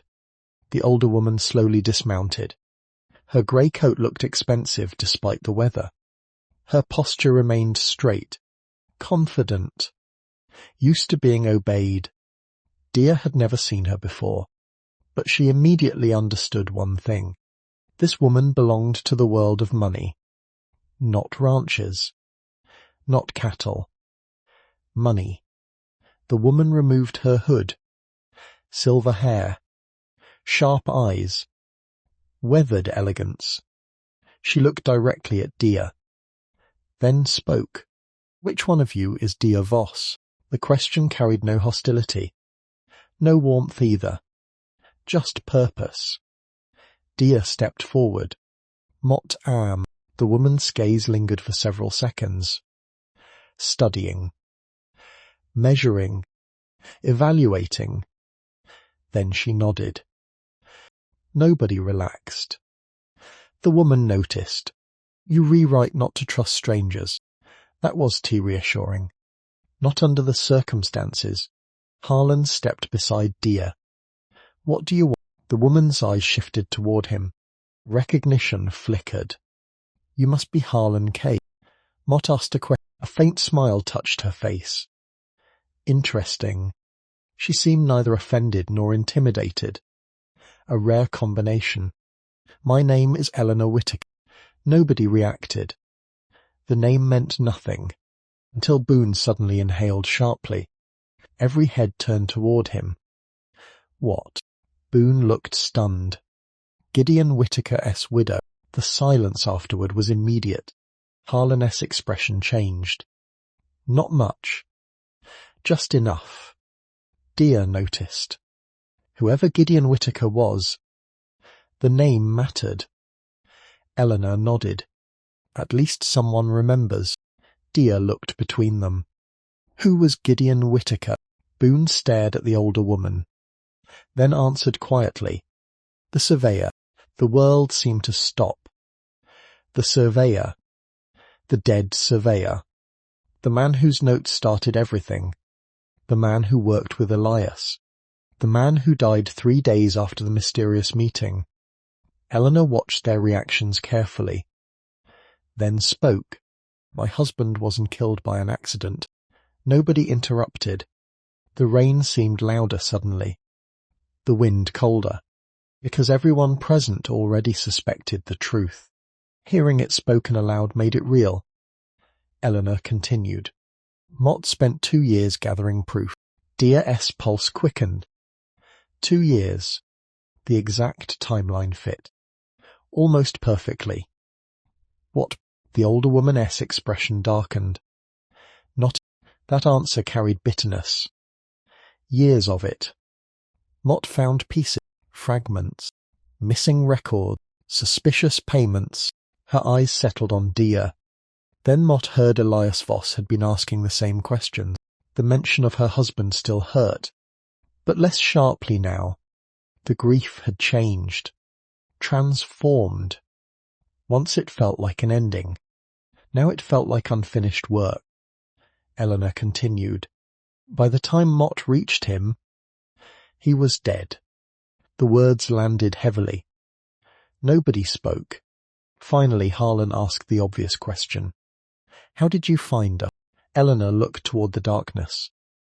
Someone followed. That was surprising. Not any more.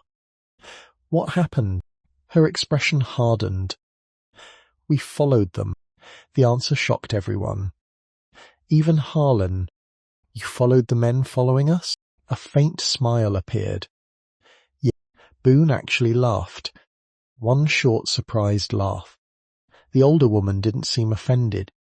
If a person wants to know who's hunting them, she said, sometimes it's useful to hunt the hunters. The logic was difficult to argue with. Eleanor motioned toward one of the riders behind her. The man produced a canvas sack. Heavy. Mud-stained. Important. He carried it forward, placed it on the porch, then stepped back. Nobody moved immediately. Eleanor nodded toward the bag. Open. Boone did. Several papers appeared. Ledger pages. Property records. Transfer documents. Then something else. Photographs. Dia frowned. Photographs were still uncommon enough to attract attention. She picked one up. The image showed 3 men standing outside a county building. One of them was Sheriff Corwin Hale. The second was instantly recognizable. Silas Greer. The third man caused Eleanor's expression to darken. Who is he? Dia asked. Eleanor looked away briefly, then answered. The porch fell silent. The judge. Not a clerk. Not a surveyor. Not a deputy. The judge. The realization spread slowly, then all at once, because if the judge was involved, every legal victory, every property transfer, every disputed ruling, every rejected complaint, suddenly looked different. Much different. Caleb swore softly from inside the cabin. Nobody corrected him. The moment probably deserved it. Eleanor pointed toward another photograph. This one. Dia examined it carefully. The image quality wasn't great. Rain damage affected portions of the photograph. Still, the faces remained visible. Her breath caught. The photograph showed a gathering outside a mining office. Silas Greer, Sheriff Hale, the judge, several businessmen, and standing near the edge of the frame, Elias. The room became perfectly still. Dia stared. She had never seen this photograph before. Never. Her husband looked tense, focused, watching, as though he already suspected something. Her throat tightened. For a moment she forgot everyone else existed. Forgot the storm. Forgot the cabin. Forgot the investigation. All she saw was Elias. Alive. Again, a memory trapped on paper. Eventually she forced herself to continue looking. Then she noticed something strange. Very strange. Someone else stood beside Elias, partially obscured. A woman, Only part of her face remained visible, yet something about her felt familiar. Dia frowned. The sensation intensified. She knew this woman. Or should. But from where? Eleanor noticed immediately. What is it? Dia stared harder. The answer hovered just beyond reach, then suddenly arrived. Her blood ran cold, because she recognized the woman. Not from town, not from the county, not from Elias' work, from her own family. The woman standing beside Elias in the photograph was her younger sister, Clara, the same Clara who Loie Epte home 6 years ago, the same Clara nobody had heard from since, the same Clara everyone believed had disappeared forever. And according to the date written beneath the photograph, she was alive only weeks before Elias died. For several seconds, Dia could not breathe. The photograph trembled slightly in her hands. Clara, her sister, the same sister who vanished 6 years earlier without warning, without explanation, without a goodbye letter. The same sister everyone eventually stopped searching for because frontier life rarely left room for endless hope. Yet here she was, standing beside Elias. Alive. Watching. Part of something. The discovery hit harder than any threat. Harder than any ledger. Harder than any stolen boundary marker. Because this wasn't T-land. This was blood. Family. History. Pain. Eleanor carefully studied Dia's face. You know it wasn't a question. Dia nodded slowly. The porch fell silent. Even the storm seemed quieter. Boone looked stunned. Caleb forgot about the pain in his leg entirely.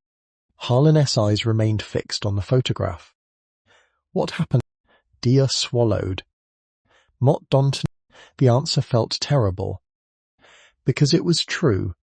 Years ago Clara had simply disappeared. At first they believed she had taken work elsewhere. Then months passed. Then years. Eventually people assumed she was dead. Or married. Or lost. No one ever knew. Now a single photograph had shattered every assumption. Eleanor accepted the image. Examined it again. This picture was taken less than a month before Gideon died. Dia's pulse quickened, which meant Clara had been involved near the end, near the investigation, near the conspiracy, near everything. The implications were endless, and dangerous, very dangerous. The group eventually moved back inside the cabin. The fire had burned low. Fresh wood was added. Coffee brewed again. Maps covered the table. The storm continued outside. But now nobody cared about weather. Not compared to this. Hours passed. Evidence spread across every available surface. Photographs. Ledgers. Survey copies. Letters. Ownership transfers. The conspiracy finally had shape. A visible shape. Not merely suspicion. The picture emerging was ugly. Silas Greer sat near the centre. But not alone. Never alone. The sheriff. The judge. Several businessmen. Land agents. Bank officers. Mining investors. All connected. All benefiting. All protected. The scale of it stunned even Boone. Good Lord. Nobody disagreed. The corruption wasn't local. It wasn't even county-wide. It stretched across multiple territories. And at its heart sat one critical objective. Control the water. Control the gold. Control the future. Shortly before midnight, Eleanor revealed one final piece of information. The revelation changed everything again. She unfolded a faded letter, one she had kept hidden even from her husband's records. The paper looked ancient, handled many times, protected carefully, My husband received this 3 weeks before he died. Everyone leaned closer. The handwriting belonged to Clara. There was no doubt. Dia recognized it instantly. The shape of the letters. The spacing. The pressure marks. Clara. Alive. Writing. Warning. Dia's hands shook as she accepted the letter.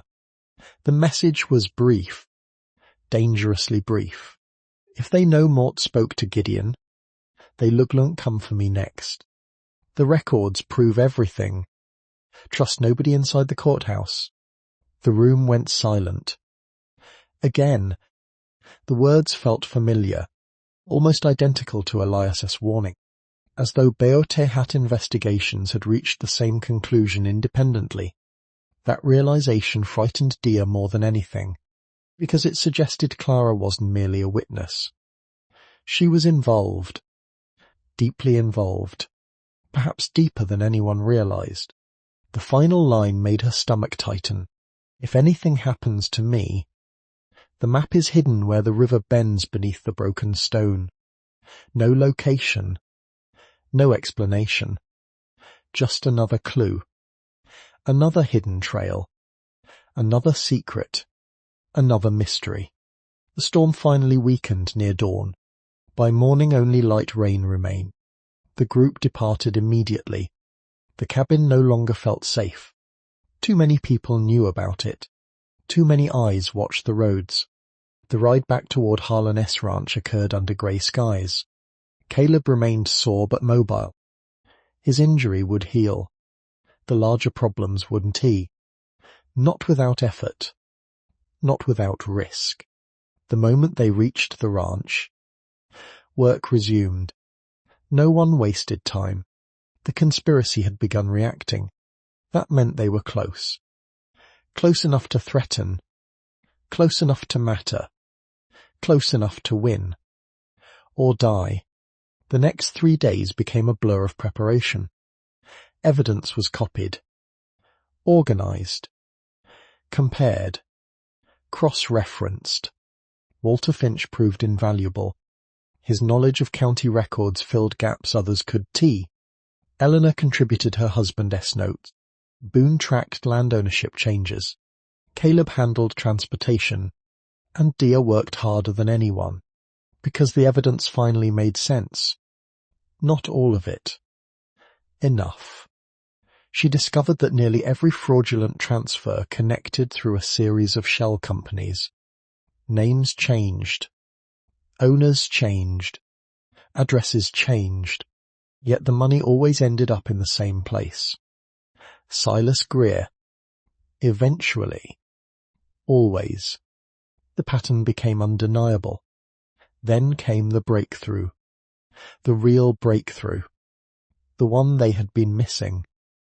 Late on the third evening, Dia noticed a discrepancy in a payment ledger. Small. Almost invisible. A number recorded incorrectly. Most people would overlook it. She didn't tee. The payment had been transferred twice. Once publicly. Once secretly. The secret transfer pointed toward a bank account. Not Greer S. Not Hale S. Not the judge. Someone else. Someone hidden. She followed the trail.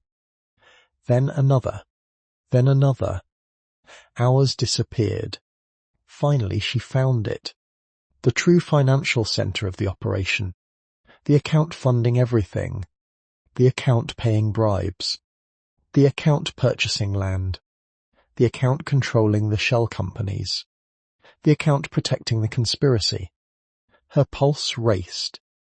Because the owner shocked her. Not Silas Greer. Not the sheriff. Not the judge. The account belonged to Western Territorial Holdings, a corporation headquartered hundreds of miles away, far beyond county authority, far beyond local influence, far beyond what any of them expected.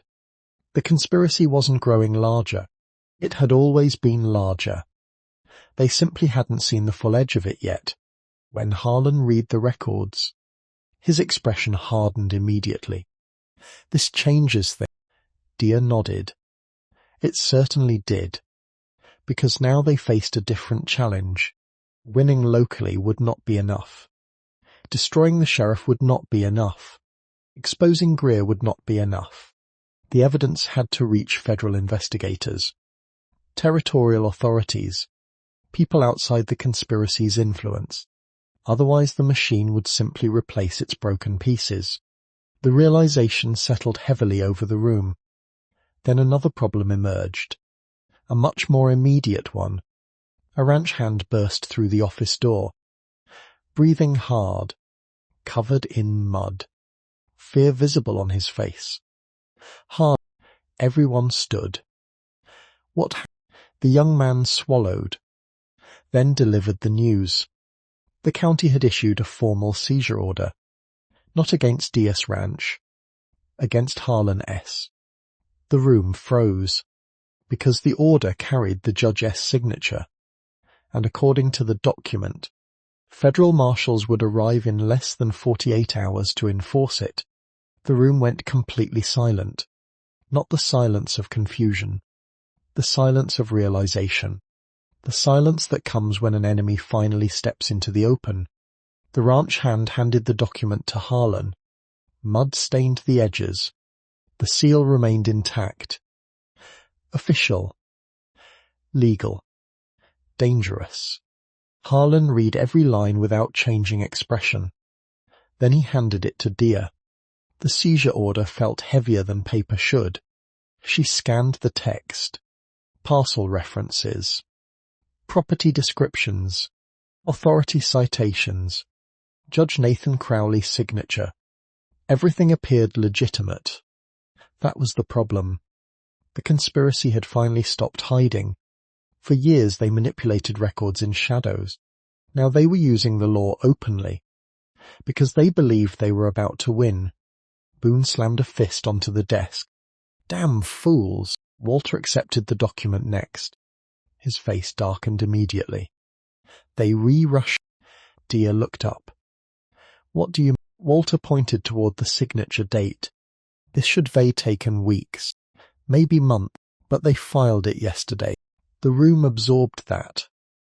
The timing mattered. The conspiracy wasn't acting confidently. It was acting desperately. Someone knew the evidence was getting close. Someone was panicking. Panic created mistakes. Harlan looked toward the map wall. Nobody questioned him. They all understood. The hidden cache. The records. The photographs. The investigation. The threat letters. The conspiracy finally realized its opponents possessed real evidence, and now it was trying to crush them before the evidence could leave the valley. Caleb shifted painfully in his chair. So what do we do? The answer came from Dia. We forced them into public. Every eye turned toward her. She stood slowly. The exhaustion of recent weeks showed on her face. But so did certainty. They've survived because everything happened behind closed doors. She pointed toward the seizure order. This is... Boone frowned. Because they have to defend it publicly. Walter's eyes widened. Understanding arrived. A moment later Eleanor nodded. The room grew quiet. Dia continued. The seizure hit. The judge expects a routine proceeding. The sheriff expects intimidation. Greer expects compliance. She placed the document on the table. We give them none of those things. Harlan studied her, then asked the most important question. What do we... Dia looked directly at him. The word settled into the room. Simple. Dangerous. Powerful. The next day became a race against time. Copies were made. Witness statements prepared. Maps organized. Financial records catalogued. The evidence filled nearly 3 crates by sunset, enough to overwhelm anyone trying to absorb it all at once. Which was exactly the point. Corruption depended on confusion. Truth depended on clarity. Walter prepared summaries. Boone cross-referenced ownership records. Caleb coordinated transport. Eleanor assembled her husband's findings. And Dia built the narrative. One fact connected to another. Then another. Then another. Until the entire conspiracy became visible. Not complicated. Not mysterious. Simply criminal. By midnight they finally finished. The evidence told a clear story. Boundary markers moved. Property ownership changed. Water rights shifted. Mining claims expanded. Money flowed. Officials profited. People died. The conspiracy thrived. It was all there. Every piece. Every step. Every lie. The following morning brought clear skies. For the first time in days. Sunlight covered the valley. The mountains appeared sharp against the horizon. Beautiful. Indifferent. The kind of beauty that existed whether people deserved it or not. The hearing took place in the county courthouse. Word spread quickly. Far quicker than anyone expected. By the time the group arrived, half the town seemed present. Farmers. Merchants. Ranchers. Miners. Families. Curious spectators. People sensed something important was happening. And they were right. The courthouse overflowed. Every bench filled. Every standing space occupied. Voices echoed through the building. Then stopped. Because Sheriff Corwin Hale entered. Confident. Controlled. Smiling. The same smile he always wore. The smile of a man accustomed to power. Judge Nathan Crowley followed moments later. Equally confident. Equally calm. Silas Greer arrived last. Perfectly dressed. Perfectly composed. The wealthiest man in 3 counties looked utterly unconcerned. Dia watched all 3. Something about their confidence felt artificial now. Like actors who hadn't realized the audience already knew the ending. The hearing began. Judge Crowley reviewed the seizure order. Spoke calmly. Methodically. Everything appeared routine. Exactly as expected. Then he invited objections. The room became still. Harlan rose. No speech. No drama. He simply nodded toward Dia. The gesture surprised many people. A rancher allowing a widow to speak for him. Some visibly disapproved. Others looked curious. Silas Greer smiled slightly, as if amused. That proved to be a mistake. Dia stepped forward carrying a ledger. Then another. Then a map. Then another. And another. The smile slowly vanished. For nearly an hour she spoke. Not emotionally. Not theatrically. Factually. Calmly. Relentlessly. One document at a time. One discrepancy at a time. One lie at a time. The room listened. At first politely. Then attentively. Then intensely. Because facts possess a unique power. Especially when they connect. Dia showed the altered markers. The duplicate records. The shell companies. The ownership transfers. The financial trails. The hidden payments. The dead surveyoress findings. The courtroom grew quieter with every page. Judge Crowley interrupted repeatedly. She answered every question. Sheriff Hale objected. She produced evidence. Silas Greer dismissed claims. She produced more evidence. The rhythm never changed. Fact. Proof. Fact. Proof. Fact. Proof. By the second hour, something remarkable happened. The crowd stopped watching the judge. Stopped watching the sheriff. Stopped watching Greer. They watched Dia, because she knew the records better than anyone in the room, including the people who forged them. Then came the turning point, the moment everything shifted. Walter Finch took the stand. The former records clerk explained the duplicate files, the destroyed archives, the hidden alterations. His testimony landed hard, very hard, but not as hard as the next witness. Eleanor Whittaker. The widow walked forward carrying her husband's original survey journals. The courtroom fell silent.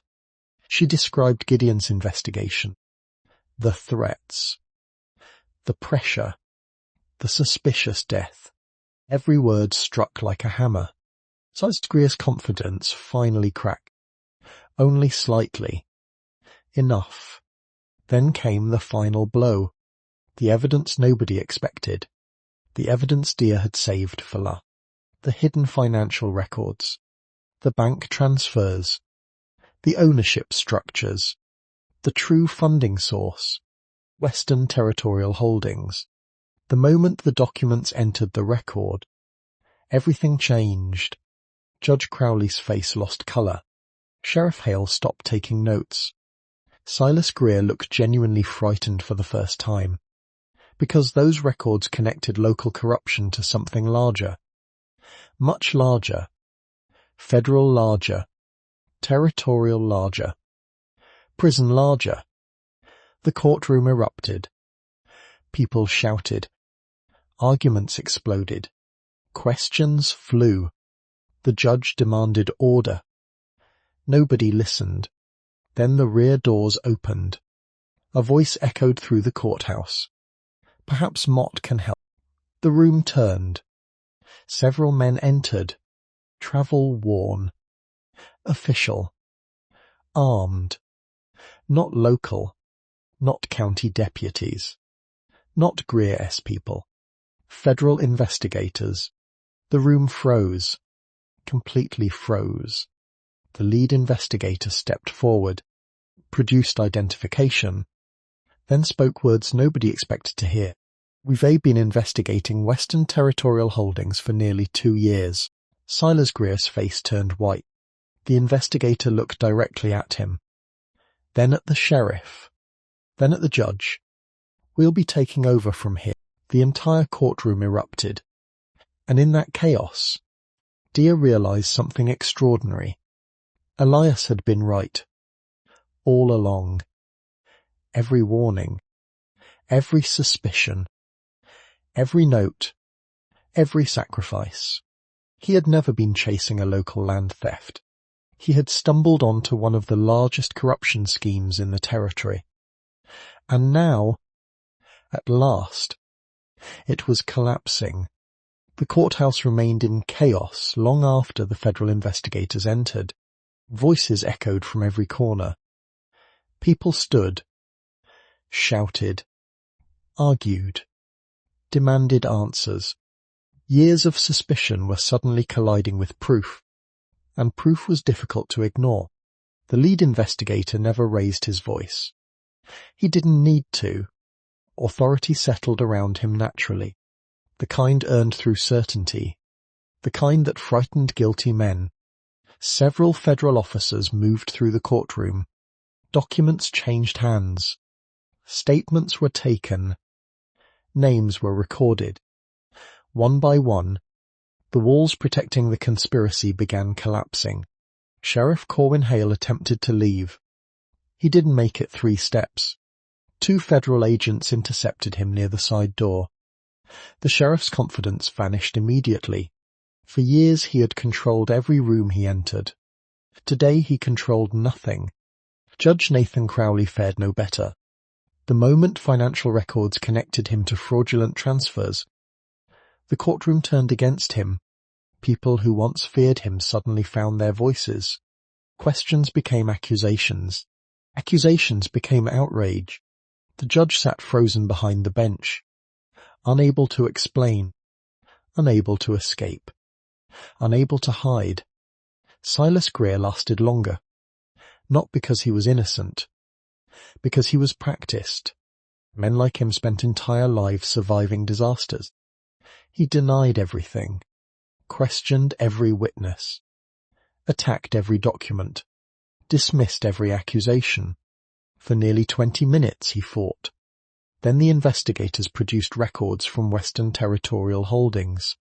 Records obtained months earlier through an entirely separate investigation. The moment those papers appeared, the fight ended.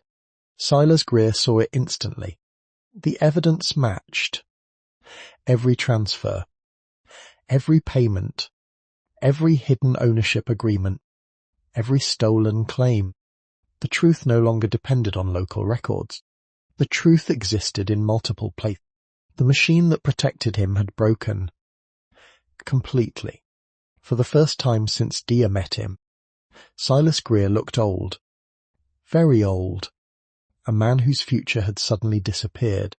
Federal officers escorted him from the courthouse shortly afterward.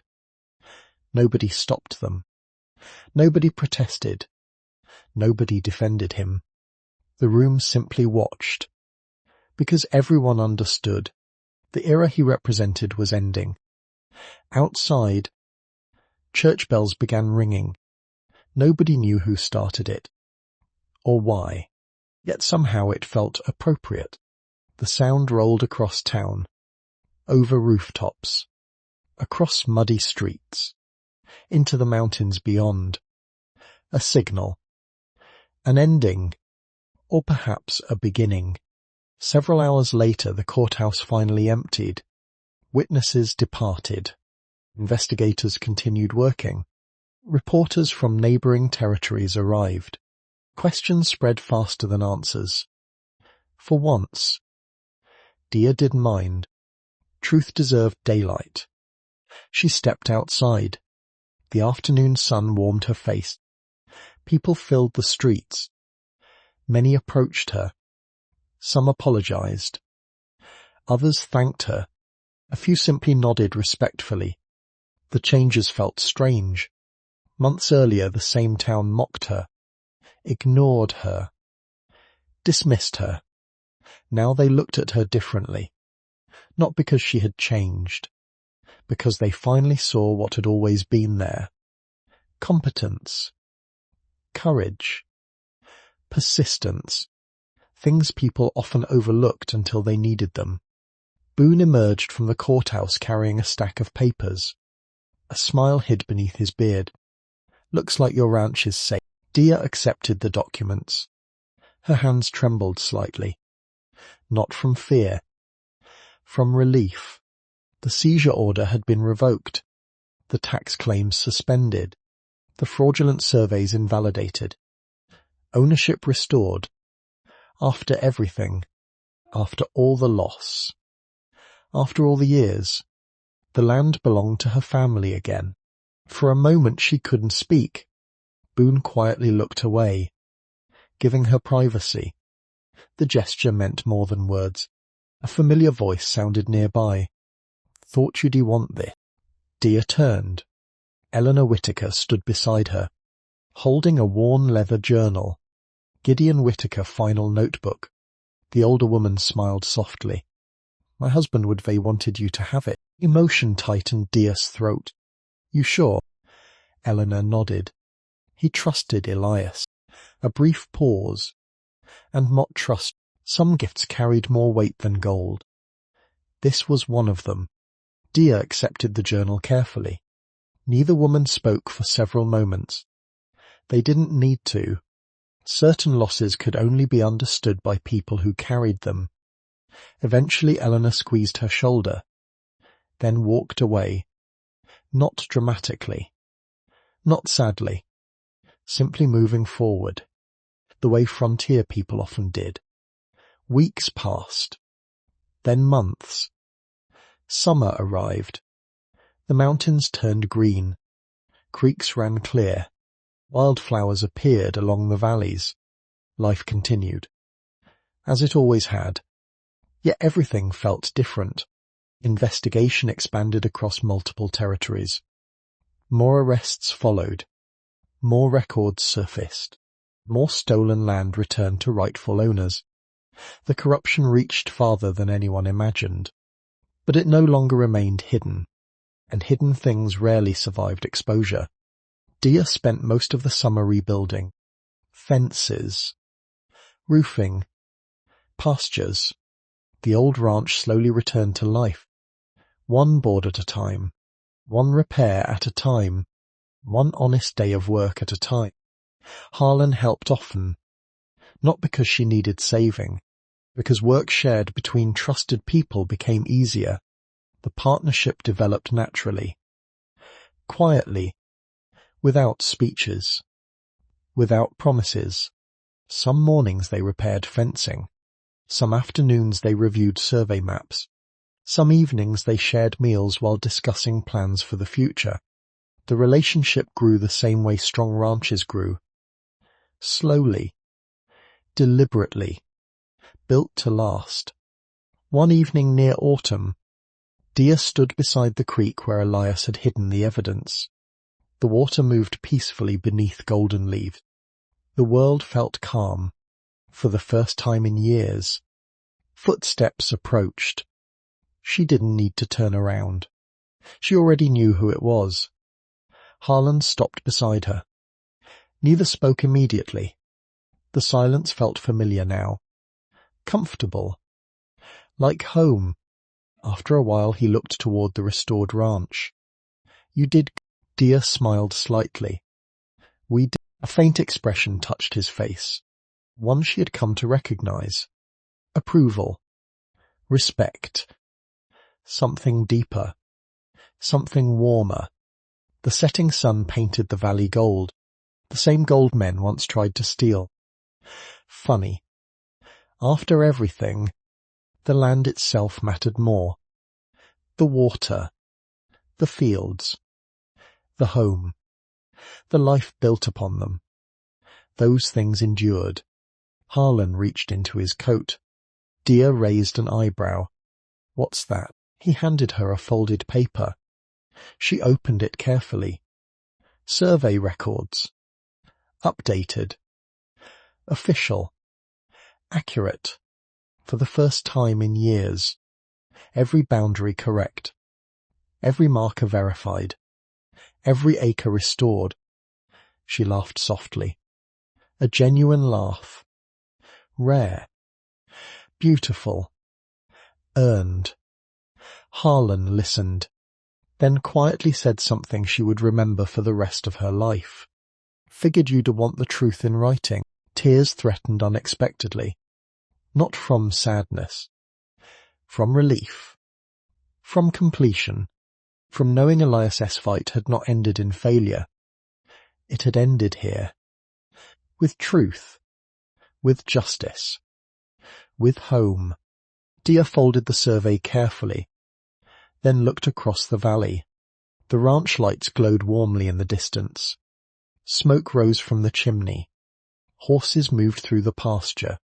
A future waited there. Not perfect. Not easy. Real. The kind worth building. Together they started walking home. The creek whispered beside them. The mountains watched from above. And behind them, beneath a cottonwood tree where one brave man had hidden the truth, the last shadows of an old corruption finally faded into history.